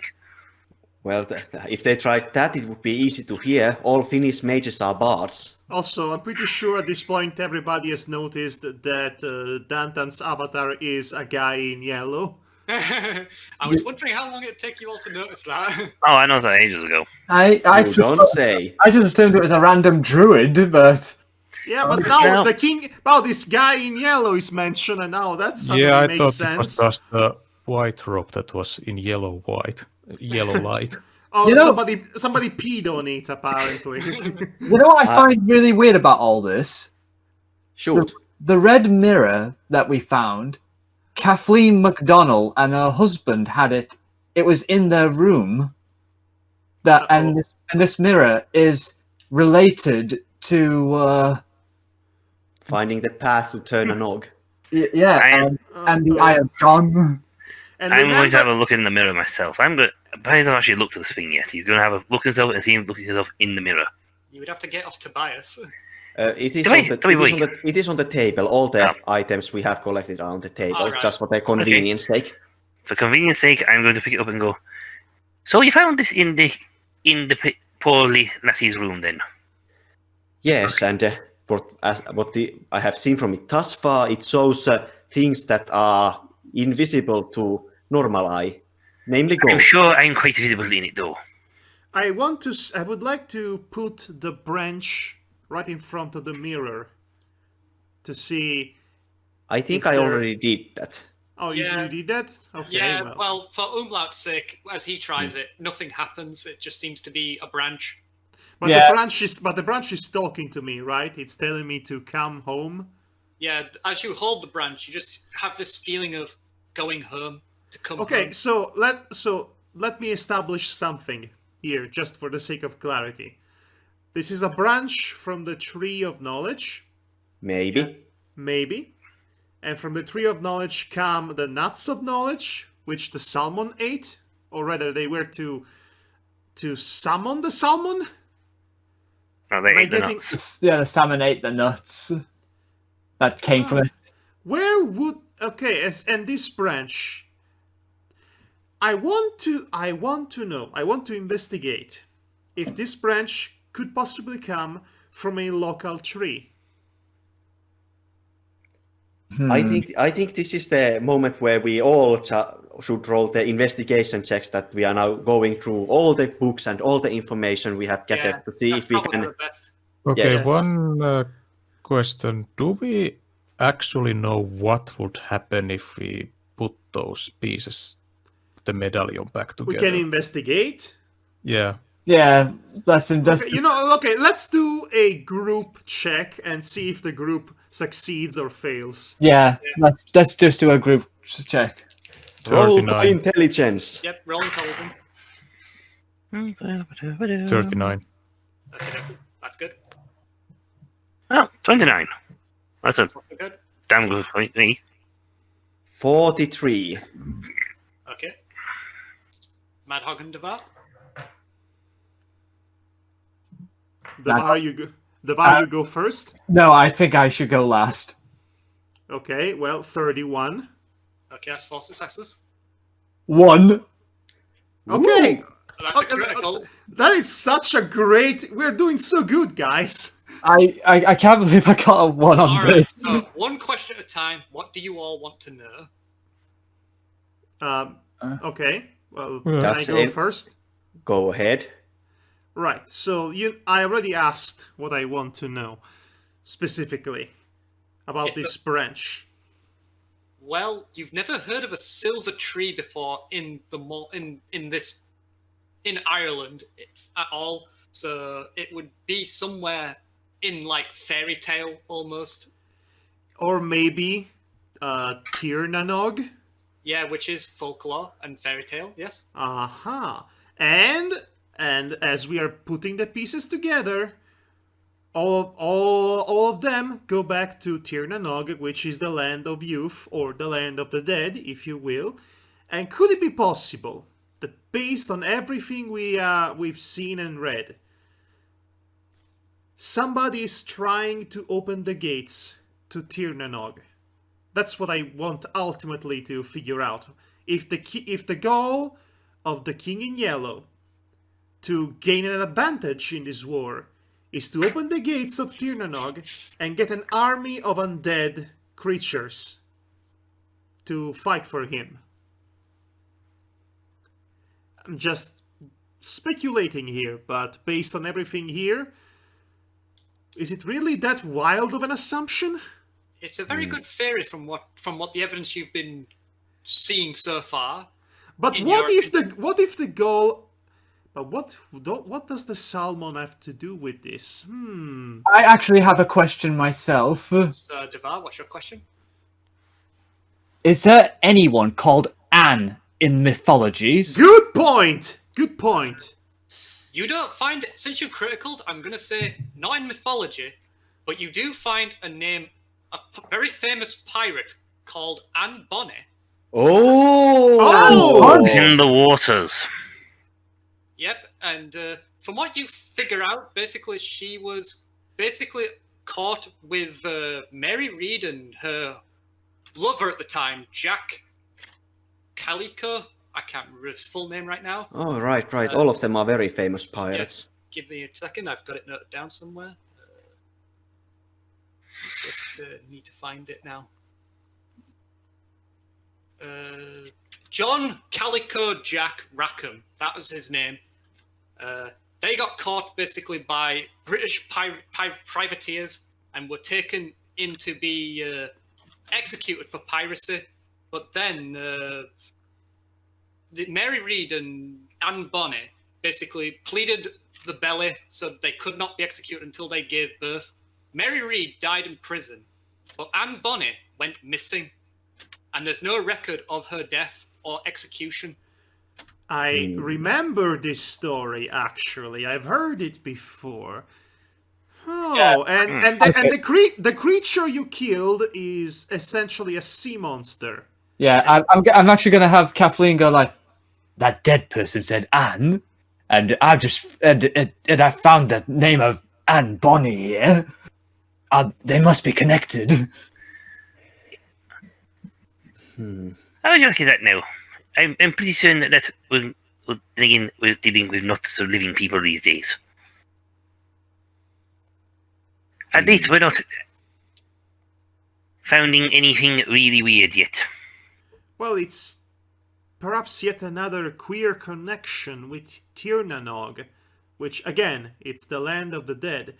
Assuming that this Anne is... Umlaut is suddenly speaking very, very fluently, by the way. Assuming that this Anne died and is now a spirit, a ghost. Wait a minute. Wait a minute. I have a question, DM. Yes? How are Dullahan made? What caused them to not die after they are beheaded? They are fed by, resurrected by pure wrath and by either a more powerful figure basically can make one.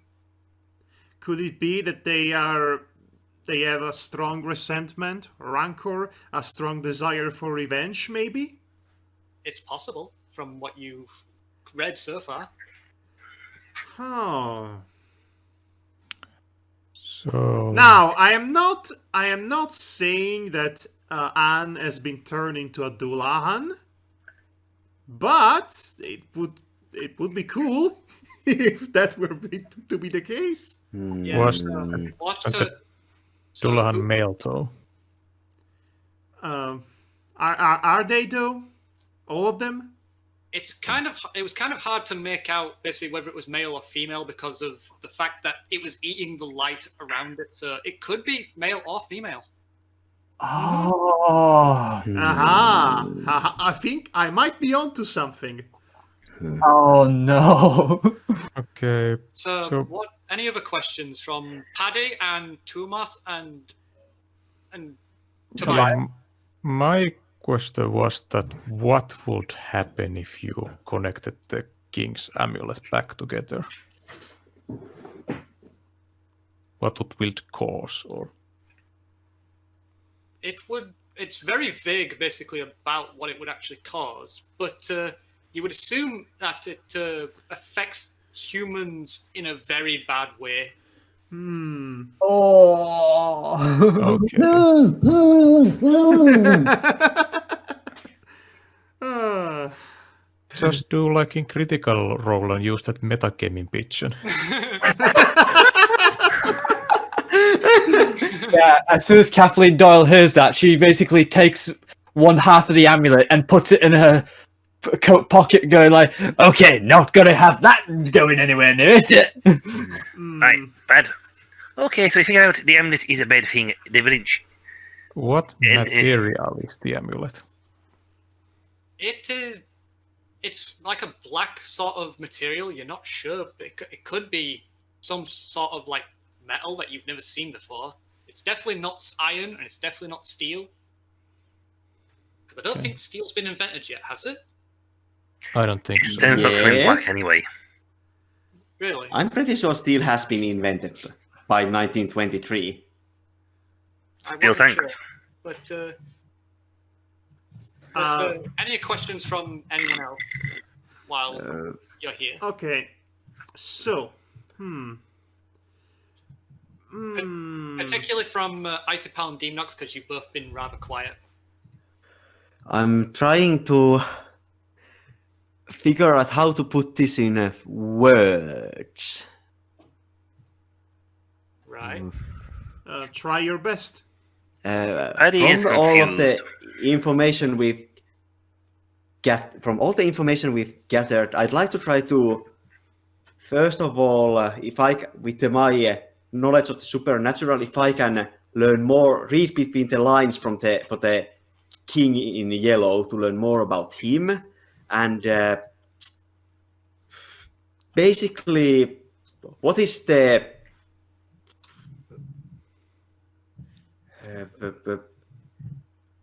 Yeah, okay. methodology between these two factions, the king in yellow and the Crumb-crack. yes, and the let's say Irish pantheon. First of all, who's on the side of whom? Because this is something we should make sure, because I have assumed all this time that the Dullahan was on the side of the King of Yellow. Unless, of course, the rat-faced people are on the side of the King in Yellow and the Dullahan is fighting against them, as it seemed to be the case. Well, I don't think so. It seemed more like to me that the Dullahan was killed that rat cultist due to a failure. Yeah. Failed to find the branch. Punishment. Well, we have to keep in mind that the Stygian butcher who's a Dullahan, is connected to Crumb-crack, which is the who is the king of the dead, if I remember correctly. That's No, down. that's no. down. That's down. Oh, dead gone. Yeah. I don't. Whose side is down on? He's Irish, and he's an Irish god of the dead. I'm And going to as- say from your role earlier that Down, he seems to be a very benevolent god of the Irish people in particular. He doesn't like it when the Irish people suffer, so he's on the people's side. And from the methodology that they are using, I think we can all pretty much agree that we are getting to the conclusion that there is a war going on between these two factions. Basically, What And- if and- it's not just two factions?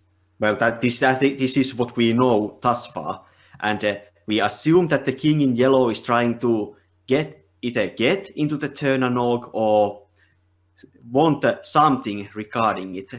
I think he wants the salmon of knowledge. Maybe. So what are they both sides doing to achieve or try to stop that from happening? Basically, what are their game plans? More importantly than that, where is the battlefield going to be? That's a lot of questions at once. So Yes, I know. We're loving this. I know you're loving it. Yeah. Basically, from what you can extrapolate from what you've all read so far, is that the King in Yellow and Cromcroix are opposing forces, and people are getting caught in between it. And you assume basically the target. Also, before also one more question: why now? What has changed that this fight is happening now? There has been a great war. I'm going to say because Madhog, because it's been mentioned several times to you that it's been over 1,000 years. There's a particular astronomical event that's about to happen. Oh shit! What? It's a lunar event. They only like eclipse. No, they have a little bit more than 1,000 years. But the Alice popped. Could it be? And Could with it be- with Kathleen Doyle's critical role, I'll take it from there. Is that when she looked over it, that the astronomical event would be that Jupiter is going to line up with the Earth. oh crap, that happens every now and again. Mm-hmm. And what else do we learn from what I was trying to ascertain?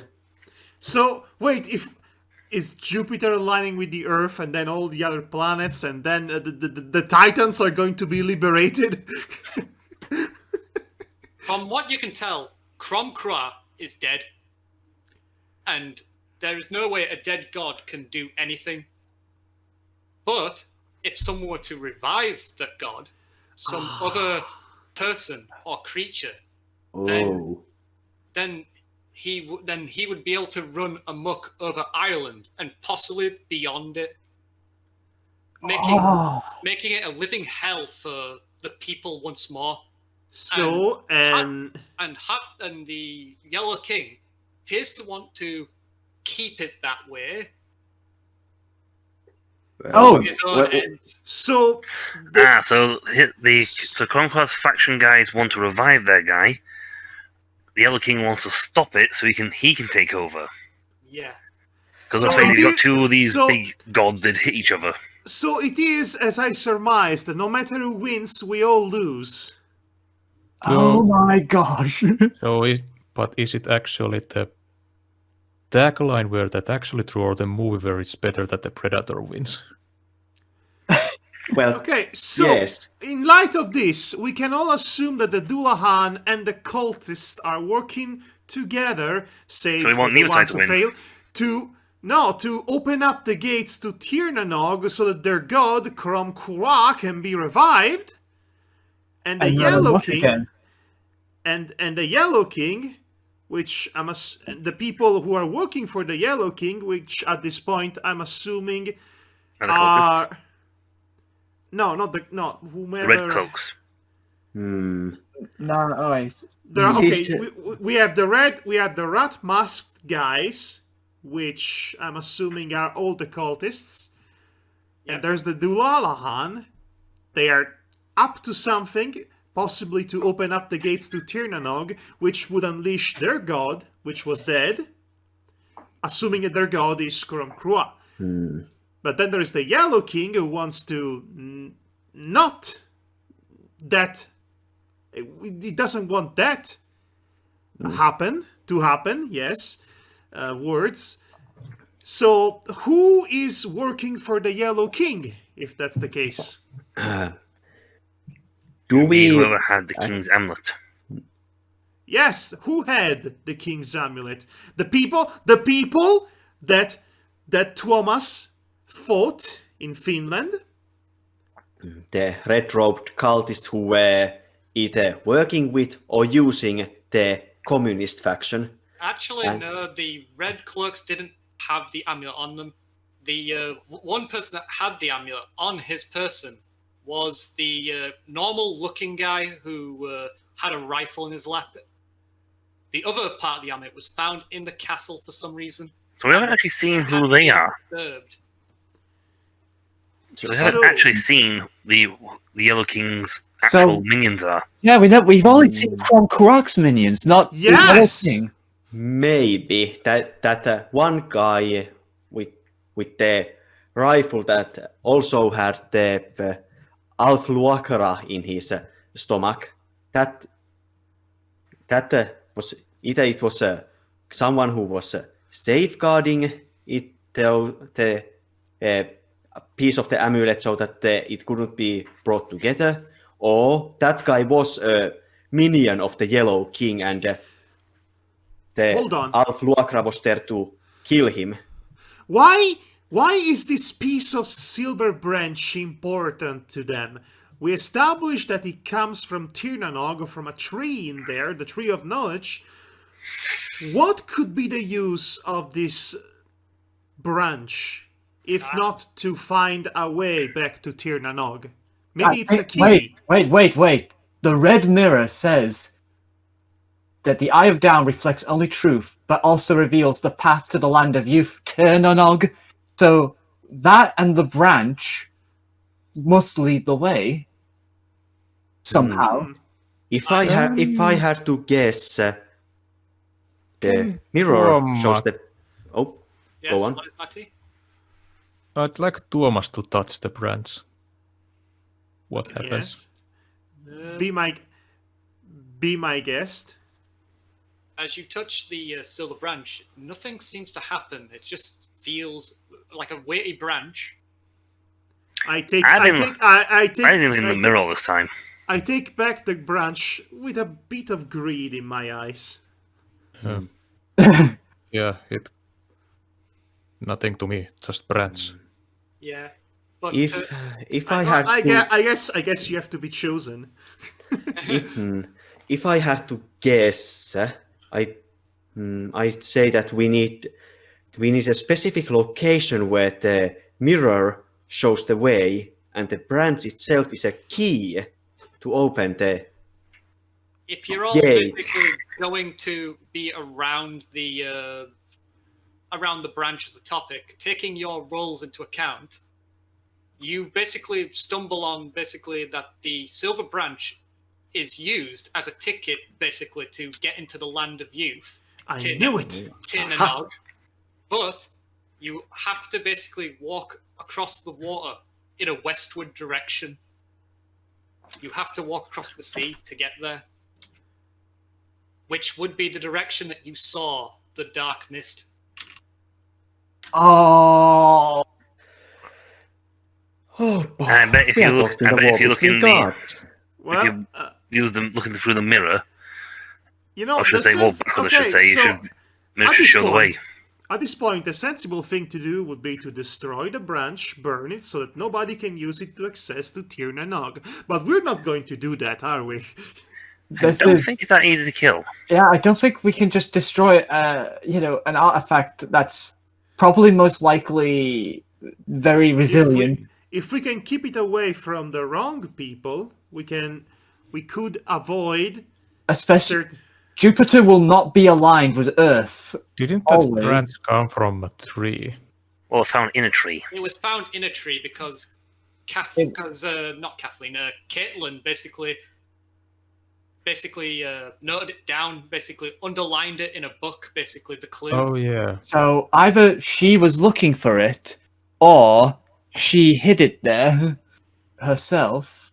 But the thing is, also you have to consider is that the bodies of Caitlin, basically, I keep saying when I say Kathleen, and other people seem to have gone missing, and there's a trail going into the ocean westward. Oh yeah. Now, with everything we know, first, can we make any kind of a theory about with the Yellow King's involvement in this? That is what he's aiming to do is simply stop the resurrection of the Well, we know that. or well, does we know that. Madhog, please, or is it simply trying to stop the resurrection, or is he also wanting to find a way to turn a Nog? He seems like basically to you that he wants to get into Tirnanog for some reason. So essentially, if Possibly Well, I to guess stop the resurrection, or possibly something else as well to stop it. So Do you really want a king like whose Barzano is rather bad, getting into the land of the dead to have essentially do whatever he wants? If the Because he can king- unleash some serious crap hole from that place.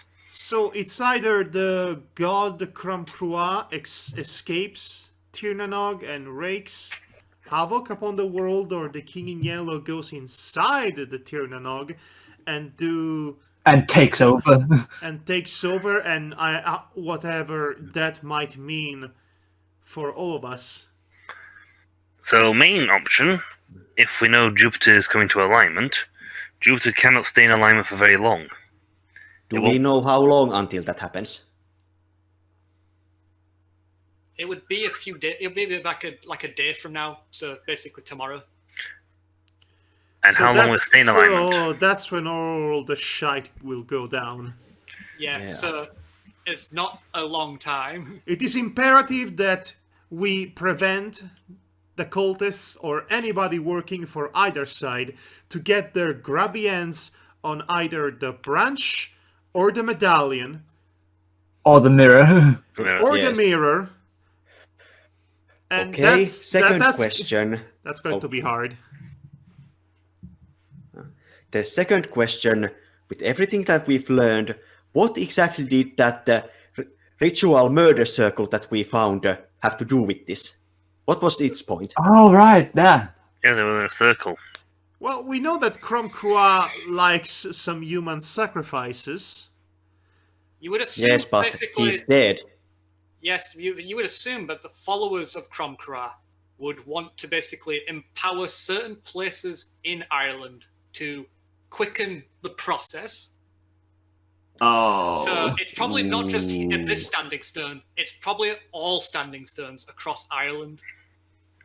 They try to pump Oh, up the juice so that when the event happens, if they can get the branch and get over, get the branch, they can open the gateway properly. They're prepping the weapons, or they're prepping the batteries. You would also assume Third- that there's probably already someone on the other side conducting a ritual. And In that- Ternanog. yes, and that Oh, and that probably the actual guy was sent to stop other people from interfering with it. After all, if the key was left outside, wouldn't you try and stop it? yeah.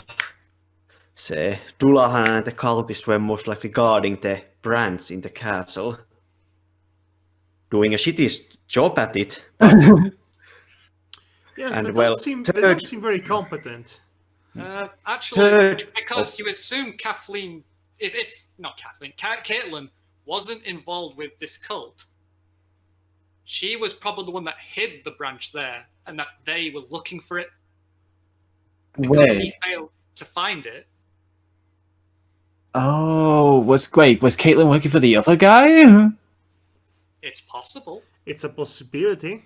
So Well, Caitlin it and Rory were- well, it was clear that the followers of Kromkwak knew that the branch was in the tree. Since the Dalahan was very angry at the cultist when we took it. Because you found it before them. Yeah. Oh right, yes, that is. Yeah, that We makes snatched sense. first, and something snatched in and grabbed her. If it had been the Yeah. cultists, they'd have It's a quickly it's found a out what it really good was. thing. It's a good thing we went to the castle before the cemetery. Honestly, We Yeah, haven't been to the cemetery. exactly. You meant the exactly. forest. I don't think the cemetery is important at this point. It was a possible location that you figured it would be at, but there's a possibility nothing would have been there. This is why it was a good thing you rolled that time, Madhog, because I only knew the cemetery. You knew about the castle. Okay, then third question. What the fuck are rest of the Irish Pantheon doing with this going on? I don't know, playing Dungeons and Dragons. You did, the last Don't reveal that to people. Shh. the We are last trying to keep low profile. the last the two after Dananan was mentioned is that they left to go to Tirnanog. and they would stay there forever as a part of the deal with the Milicians at the time, who are the ancestors of the Irish people. So essentially, they promised to stay there. Yeah. Okay, then question. Why would the king in yellow want to go to Ternanok, do whatever he wants to do? Because it seems like that's like I know why. That's like, because that seems like about a good idea as a homophobe walking into a gay bar. Okay, that's a terrible analogy, but Yeah. to your point, I think I know why. He wants to cross that path. He wants the knowledge of the world. But it seems like the moment he take a step in there, all of the Irish gods would just dogpile on him. Like, you came to the wrong neighborhood, motherfucker. That's assuming if they're alive and well still. Unless They are in the land of the dead. If they're sleeping he after being might, trapped there so long, he might if have he a plan. if he slips in and literally starts and spreads corruption there, dead or by the time they wake up, they might be under his influence. But wouldn't that mean that the Dullahan and the cultists are actually working for the King in Yellow then? Trying to get him inside and snatch that knowledge. I mean, it's not. I don't think it's impossibility, but seems unlikely considering the connections that the Dullahan has with the Irish pantheon. Wow, this I is have getting... But the DM said that the Dullahan can be made by somebody powerful. Yeah. Question: what kind of forms the King in Yellow can take? Can it take like an ordinary human form? Yeah, it could take any form basically that he pleases. It could be like a human form. It could be like a monstrosity. It mostly comes in the form of a cloaked man, but you cannot see his face at all. Could it be Among Us? Damn it, beat me to it. Guys, Teresa's yellow coat is looking pretty sus right now. Oh, come on, that's too obvious. Come on. I cannot deny the susness. Yeah, well, Teresa basically comes in and goes like, "This is all very interesting and all that, but aren't you going around in circles?" Yes, and? I guess in abbreviated we need to stop two evil gods from doing stuff, getting into the land of the youth or something. Can't we just go to Dan's Gate, get Skathak, and have her do all the heavy lifting? That sounds like the best option right now. Oh, Can somebody bring Finn McCool back to life and do that? Just he seems like the man for the job. Let's grab Kuhulain, Diarmuita Uipne, and everyone else at the same time. Yes, can we bother the King of Demons, Balor, since we're here? Yes. So Phineas is like just going like, Oh, right, he's here as well. yeah. He goes, the red cloaks. They look like feared Darrogs, right? yeah. So that means they serve the Irish gods, which means they must be serving Crom Crua, which means also if the Ankailak Vera is causing snow, that must mean that she is the one doing all this, which means they're all together with the Dullahan. Yes. And the other group, they seem to be trying to be like spies almost to subterfuge this ritual going on. I have a dire suspicion. So I'm not going to say this in character, but what if Tuomas's people are actually working. The one he is currently allied with are on the side of the King in Yellow. Yeah, You what's mean about- Smith and the doctor? They did ask him to keep an eye out for the guys in red. Yeah, to be honest, Tuomas has started to feel that there's something off about. He has a hunch that there's something off about Smith. Oh no. Question. Yes. Especially since, rifles and Webley bullet holes were found. Yes. Hmm. But my question isn't about that. It's why would those ghosts attack Umlaut and Tuomas in the hotel? Maybe they weren't trying to attack us. Maybe they were trying to communicate with us, but we were too freaking scared to interact with them. Well, Tobias is not saying this out loud, and, well, they locked you in a room. Well, probably because they knew we were going to freak out and run away as soon as we saw them.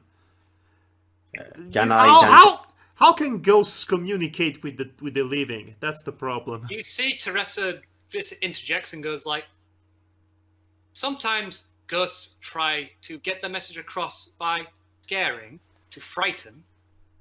It's possible that they were trying to make you run away from the place. So, why exactly you two? He says, looking at Tuomas and Umlaut.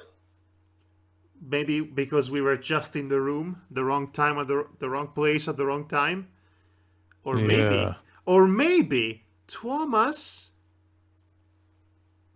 Maybe it has something to do with you. Do I actually see anything about either of them with my magic eyes? Either of who? Tuomas and Umlaut. They look like normal people to you. They don't have any magic. I mean, as normal as Umlaut can appear, really. Yeah, what I'm saying is there's no magic around them. Actually, I have a interesting thing. I think I said interesting thought process, but if there are ghosts in the hotel, does that mean they were unable to get to the land of the dead for some reason?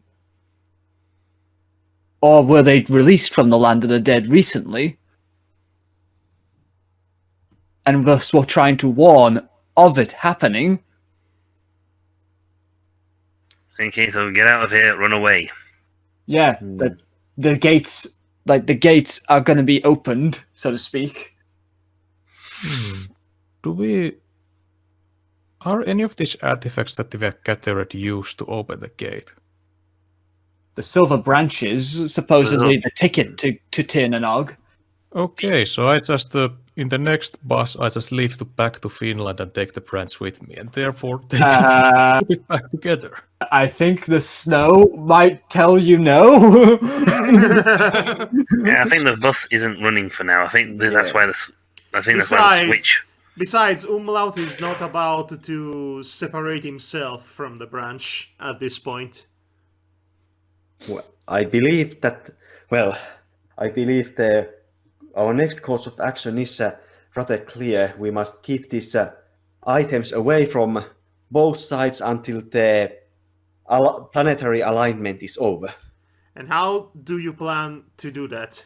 Well, that's a good question. Teresa then just says, yes, that would work if they're not already in Tirnanog. Hence the ghosts. Because if what you're saying is true, people are being dragged across the westward side of the country towards the ocean. That means they probably have a way in. Well, in that case, that leaves us with little recourse as to go inside and see for ourselves. I want to insight Teresa if she's trying to manipulate us to opening the gateway. Yeah, I would like to insight that as well because of psychological analysis. Okay. I am increasingly more and more fine about the prospect of opening the gates to hell. 34 for me. Okay. 13. 13. She seems very interested in you opening the gate, but you don't know why she would be. She doesn't appear to have any malice towards you in that regard. She just seems like it's more out of concern that she doesn't want whatever's going on to happen. Huh. Hmm. So, I think no. So I'm just looking at the map, thinking, what could we do? This is the too far. what time is it in this game? Is it?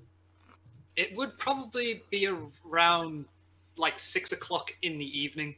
Okay, so Because it's you've not. been here for a fair few hours talking this out. Yes, and speaking of which, it's 5:30 in the morning on my end, so... Yes, I know. Sorry. I think we need to just decide our next course of action before we call it the night. Yeah. Yeah, Tuomas likes to suggest that maybe we can take a rest a while, and me and I guess Tobias and Umlaut could go to the Smith store and get some supplies. And maybe talk to the guy, Yeah, Tuomas didn't say that out loud, but clearly. Yeah. So, what are you all doing then? Okay, so I'm going to go with Tuomas and do that. But okay, actually, I'm going to tell the party what. First of all, I want to know what everyone else wants to do before I tell you what I want to do. Basically, which one of us here wants to keep the items safe until the planetary phenomenon is over and the immediate danger for the next 1,000 years at least has passed? Or do we actually want to try to open the gateway and go to Turnanog? Keep in mind that people have mentioned that the Kromkara followers could be already in Tirnog doing the ritual. Oh. But wouldn't it still be necessary for these things for them to open the portal to get this evil god out here? Because if they can just do it without them, why would they be searching for these things? Well, the Kailak Vera and other beings like that can enter Tirnog without being impeded because they're part of the same realm. So essentially, there's And they can let people in if they invite them. oh, one last thing what I'd like to research. Does the term Dovaku mean anything? From speaking with Umlaut about it, he tells you it's a water hound, essentially, because it's a very... I do? I tell you Yes. that? Yeah, I'm just going by basically your combined roles, essentially, as you talk it out. As he explains to you that, or at least points out that it's basically like a very vicious dog-like otter creature. So it's actually an folklore creature. Yes, it's a folklore creature. Right, Umlaut. Glad I could be of help. Huh. Okay, yeah. Okay, screams internally. Yeah, there's something. Yeah, if you don't remember from the first session, that was the password I had to say to the doctor. Yep. Oh. Oh. It's all coming together now. So, okay. I still need to think about what needs to be done, though, because that's the thing I'm having trouble with. essentially, to simplify things, if they've got guys letting them into the field in there, then they've probably, like I said, they're starting the ritual on that side. They need to align it or complete it at the right moment when the Jupiter's in alignment. Do it outside of the thing, the ritual fails. So clarify this to me, Danton. If they are already in Turnanog doing the resurrection ritual, they don't actually need these items to open the way to Turnanog in order to. But they Bring- want to keep other people out. They want to keep the agents of the King in Yellow out, and any other interlopers like yourselves out. Yep, essentially, if they've got the key, What? then What if, supposedly, what would one have to do to actually lock these people inside? I don't think it works like that. I don't think that either we don't have the capability to actually to permanently seal it, or we don't know about it. Yeah, there's no sealing away the land of youth or Tinanog or any other realm like that. They just seem to be connected, and cannot be sealed off.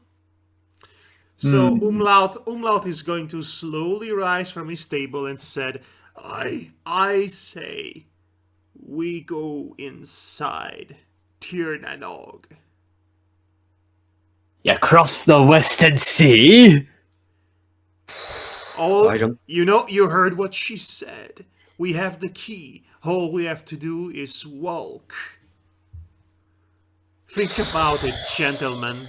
This isn't not only the fate of the world is at stake here, but this will also present to us the opportunity to see something that lowly human mortal eyes have never seen before. The opportunity to see for ourselves the land of fairies, of youth, of the dead. Something that defies expectations, something that defies sciences and religions and anything man-made. This will be our chance to make history in more ways than one, and to save history, to save our future, as well as to enrich our present. I say we go in and we stop this madness at its source. Trust me, Umlaut. Seeing this supernatural stuff is extremely overrated. But Phineas just looks around like, that's just impossible. But could it? We've seen plenty of things today that were considered to be impossible. A Dulalhan, a red-faced cultist, fish people, me talking, and yet here we are. We all are talking about it as if it were the most natural thing in the world. We have crossed the lines of what would be considered impossible at this stage in our lives. It is time to take action. It is time to do the right thing. If we aren't going to do anything about this, no one will, and then it will be the end of everything we know and love. I This don't. is a lot to take in. I ain't too realize sure. that all we need to do is prevent the worst from happening. We have but one day to get it done. I realize it's a lot to take this in, and if you want out, Miss Caitling, this is the time to do it. But I have been running away my whole life. I've been running away from my past, from my future, from everything that could possibly endanger me, from my own fears. But now, I think it's time I stop running and I start walking towards the path that's opening before me. As soon as you say all that, Phineas just looks kind of awestruck, like, you're right, Umlaut. We've been running away too much. And I have too. Thank you. I really needed to hear those words. What? I wasn't done with the speech, but I'm glad I could help. It sounded like you were done because you stopped talking for a moment. Okay. As All right. much as I do not like this, I do not also see much of an option for us if considering that the Kailak Vera and the minions of Kromquark are already Okay, at work. it sounded for a moment. It sounded like you said kumquat. Right. Well, let's just go. Let's just go watching into the land of the dead and hope that the Yellow King does not take a trip with us. Tobias takes the mirror and puts it back into his coat pocket. Do you, Tobias, come to shopping with me and Umlaut? Yes, but before that, actually, I'm going to stay slightly behind the party because I want to have a word with Miss Teresa. Okay. Before that, I'd like to whisper to Paddy and Kathleen that if you're going back to the hotel, keep an eye on Dr. Brian O'Connor. I think he might be connected to this. Okay, now. Right then. We'll keep an eye on him. Prefer me to. So I have the mirror. Does anyone actually? What do we do with I'm the? taking one of the amulet halves. I took the other amulet half myself. Yes, Kathleen, do they have the amulets? I'm going to take a hold of the branch. Yep. So, Umlaut, I'd give the branch to Pradigan for now. No, I'll keep it myself. It is best we do not keep all of these items with the same groups now that we are splitting part for a moment. they have Paddy and Kathleen have two halves of the amulet. Yes. But the amulet is not important to opening the path to turn a nog. No, it's not, but it is important for the Yellow King at least. So Paddy has one half of the amulet, Kathleen has the other half, I have the branch. I get what you're saying, but if he's unwilling to let go of it, then you can't force him to. Yeah, I figured as much, but Yeah, I'm just trying to avoid an argument at this point because it's late. I know. But I would like to roll insight on Umlaut, if I'm allowed. It depends on what you're trying to get from him. Why is he so hung up on that branch? Because Tobias is starting to feel that if he can, he actually trust letting especially now how talkative and eager he seems to be on going to turn a nog if he can be trusted. That does seem suspicious, doesn't it? Yeah, you can try Yes. if you wish. I mean, I could do that as well, since psychological analysis and all that. Okay. 53 though. 81. So. Okay, that's so a fail from what both of you? Oh, it's a fail? is it a fail? But I'm trying to basically remember what your numbers are. My intelligence is 60. My intelligence, Yeah, that's a fail. let me see. My intelligence is 60 as well. So I made a 53. Pass. So I passed. All right, so He's got 17 Okay, so apparently. what exactly are you trying to be insightful about what Umlaut is up to? Of why he's so eager with keeping the hold of the branch and Okay, well, you can tell by the fact that he is so suddenly eager that he is genuinely eager to see a world behind our world and what it has to offer. He's legitimately eager to do this. Is even more eager to actually. He's much more eager to see this world that's so different from what everything else has been like for him, more so than actually saving the world. But he's legitimately, honestly eager to go there. okay, so with that information, I'm gonna have Kathleen Doll go to Tobias and say to him, it seems your friend might be really wanting to go over there and a child that wants to see a wondrous place, so to speak. Tobias pinches the bridge of his nose. I don't know why, but I have a feeling that he's just excited to see what is beyond there.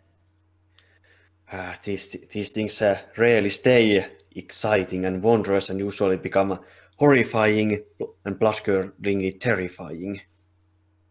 But, well... By the way, your British accent really isn't that strong, is it? No, it isn't. Why is that? Roll insight. Yeah, I just find it kind of odd. That's a detail he said, in first session, that he only has a slight British accent. Well, honestly, your Irish accent sounds cockney sometimes. Yes, I know, but still, it's more Icy Pal's description. I wonder. Indeed, I wonder. Ooh, maybe I am not British. Did anyone ever consider that? Or maybe I am, and I'm doing this intentionally to mess with you. Yes, I did wonder that. Did you said slightly? But it seems that we have our next course of action, and you, Caitlin, and damn it, Paddy. Yes, Paddy. I always forgot Demonox's character name. That's okay. Keep those pieces away from each other. Drop one down the well if you have to. Yeah, I don't think I want to do that. Very well. Yes. Well, I'm not entirely sure the well is even around here. Well, I don't think we do. Yeah, out of character, there was one in the castle. Yes, but they're searching the castle. And don't want to go back there on our own. No. Yeah. But we also really don't want to bring those two pieces together. I'll trust the expert on that. So you're all leaving, and Umlaut want to talk with Teresa. So Yes, I'm going to signal Tuomas that I'll be on in a couple of minutes. Yeah. So, Miss Teresa, was it? yes, that's my name. What do you know about the salmon of knowledge? And I'm going to leave it as a cliffhanger for next session. No, because there is another cliffhanger. Oh. No. So, Well, we can have multiple cliffhangers. Cut the cliffhanger, and then we will solve all of it in the final session. okay, well, we'll leave that group there. But so Paddy and Kathleen were off to the hotel, Yeah. and Phineas is going with you just to even it out because free. Yeah, okay, that makes sense. Yeah, so as you're walking towards the hotel, you notice the door is slightly ajar. Oh no! That doesn't seem right. Yeah, I'm immediately got my cane, slipping my hand on the cane into a more of a hitty club's position. I'm just gonna stay behind Paddy at this moment. Yeah, he didn't actually even put his hand like that before he just behind me. Phineas just looks at you and just nods his head like you going first sort of thing. I'll follow. Yeah. He's just like to look at this now. Doesn't You seem lie. right. And I'm going to very carefully, standing to the side of the door, use the cane to push it up. Push it. Yeah. Just like. Is it a push door or a pull door? Like it just very- pushes open.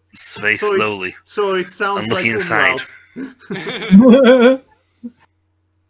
Looking inside as I go. Do I have to Yeah. roll any dex checks or something for detection or stealth?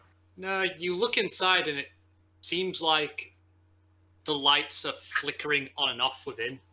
Oh no! Welp. Didn't that happen when the ghosties were doing their thing? I think they did flicker with the lights, didn't they? Ghosties were missing with the light, but we don't have the mirror. Yeah. Oh gosh, this is it is what Madhog said, isn't it? It was built over dead bodies, well, dead souls. This place. It was built over a children's graveyard or something. I don't know. Yeah, but I mean, this is probably all souls of the dead are here. What are you all doing? Leave. I'm going. Well, it also would be handy getting Malachi here because he's okay, not a good shot, but at least you're having him with weapons would be better than having a walking stick club. Yeah. You know, Okay. and plus, it might be useful having him and Bran. Okay, so are we actually going to go in? Well, Paddy's going to go in. He's going to go very stealthy, quiet as he can. But he's going to motion. He's going to look at you two going. If you want to stay outside, you can do. If you need to, you can look through the window. I think. As I check the bar and the kitchen. Phineas just says, "No, I'm going in with you. If you're going in." Okay. Better I don't be alone then. So I'll go with you. Okay, so I'm going to I'm going to carefully go creep in, keep an eye on the thing, and I'm going to every time I get to the door, like slowly peek around the corner. As you peek into the lobby, you just enter, and there is no warmth to welcome you, except the cold air. It gives you goosebumps. It gives everyone goosebumps as they enter the entryway. The lights are continuing to flicker everywhere, even in other adjacent rooms and upstairs. But now you can see sticking out of the floor and the sides of the wall are small silver roots. Oh no! And they have the appearance of bark, and yet they have the texture of skin. With they have like this open wound sort of look with small burns in between every time they pulsate. And you also see on the stairs at the bottom, face first down, is the dead body of Devlin Kennedy. And that's where we'll end the session. The artist! Oh god, what was he doing upstairs? Oh dear. Oh no! His room! We need to check his raw suite next week! Oh, okay. Well, I dare say this was a very productive session. I need to go over all my notes and, get my thoughts together because, geez. This is a lot to take in, but I think we did a good job in taking it all in and talking about it. Pretty much the 80% of this session was just talking about what this session was actually about. And I enjoyed it far more than I expected it, so good job on the DM's part. Yeah, thank Also, you. good job Yes, on well everyone. Good job on everyone here for the engagement rate. Yeah, I really liked, basically. You all did really well. You pieced together pretty much most of it. I just had to help every now and then to get you back on the rails, so to speak. Yeah, I gotta say that when you started first bringing out all the Irish mythology and All at once, lore, basically. and I was thinking that, okay, I know that fairies are pretty much like eldritch creatures from human perspective, but this is a weird direction take a Call of Cthulhu campaign. And then you drop King in Yellow and I said, oh, fuck nuggets. Yeah, I wanted to see if basically you would figure out that there was a war going on, essentially, I was thinking about that when we got to go both hints of the King in Yellow and the Irish pantheon. I was like, are we in the middle in some kind of 2 or 3-way war? Yes, there are so many deities involved here. Unless they're all working together, they're fighting each other. Except the god of Lord of the Dead might be the guy we want on Earth to help out because he's probably not on the evil guy's side. Yeah, You know because what apparently... He's on the Irish people's side. You know what I really enjoyed about this campaign so far? 2 things. You're not dead.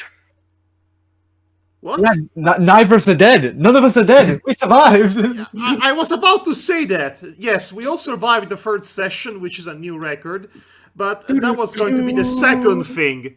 The first thing that I enjoyed is that I never get to sound smart in these sessions. But now I basically have figured out about 1/3 or 2/3 or 2/4 or 3/5 of the entire plot, and I feel very good about myself. So yes, that's good for my self-esteem. Yeah, well, you're all pretty smart, so you figured it out together. So it's really Yes. great to see that. It's really great, and I honestly, when I composed this character together, it was mostly a comedic character, Buster Keatoning his way through life. Although most of its characteristics came organically and naturally as I role-played as him. And now I have taken him into this next direction thanks to that failed sanity check from before. That's going to be the turning point for the entire arc. And I cannot wait to see what I will do, what all of us will be doing next. Yes, indeed. Oh gosh. But also, congratulations to everyone involved, because we survived session number 3. We're all still alive and well. Yeah. Honestly, I died in the second session last year, and all of you decided to trust the police and died at the beginning of session number 3. I didn't trust the police, but everyone else did, and I had to go with them. You didn't really have to go with them. You could have just run for the hills. Yeah, that'd be fun. Me by myself with no one else to play with. By yourself. Yes. Well, at least you didn't die horribly burnt alive. Come on, guys, it was a year ago. Get over it. Honestly, we can't even complain about it because the DM for that session is not currently present. So right now. First off, again, sorry about the whole Yellow King, thing. It's just that from my research, there wasn't a lot on him from when I looked, but when you mentioned that thing, I was like, there was that thing? Yeah. From what I've read, during this very session, in fact, there is apparently a play about the Yellow King, or the Yellow King has a play, whichever, that turns people insane. Yeah, that's how he spreads through his play. I have to say, I both hate it and love it when you drop Yellow King on us, and I I noticed. Oh no! Yeah, linked to that no SCP thing that I think is inspired by it. Yeah, the one I found was like Lovecraftian wiki or something like that. Yeah. I mean, it's mentioned in Lovecraft. It has associations with Lovecraft, but the Wikipedia page I've read covers a more wide variety of mentions in Irish folklore and literature, short stories, anthologies, and whatnot.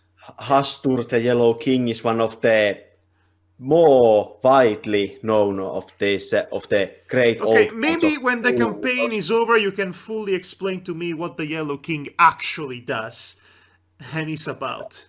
Yeah, probably. I don't want to spill everything that I know, because this is the kind of stuff that makes people scream externally and internally. Wow, I cannot believe how excited you are about cosmic horrors or other kinds of horrors. I wouldn't say excited, more like understanding out of character how screwed we are.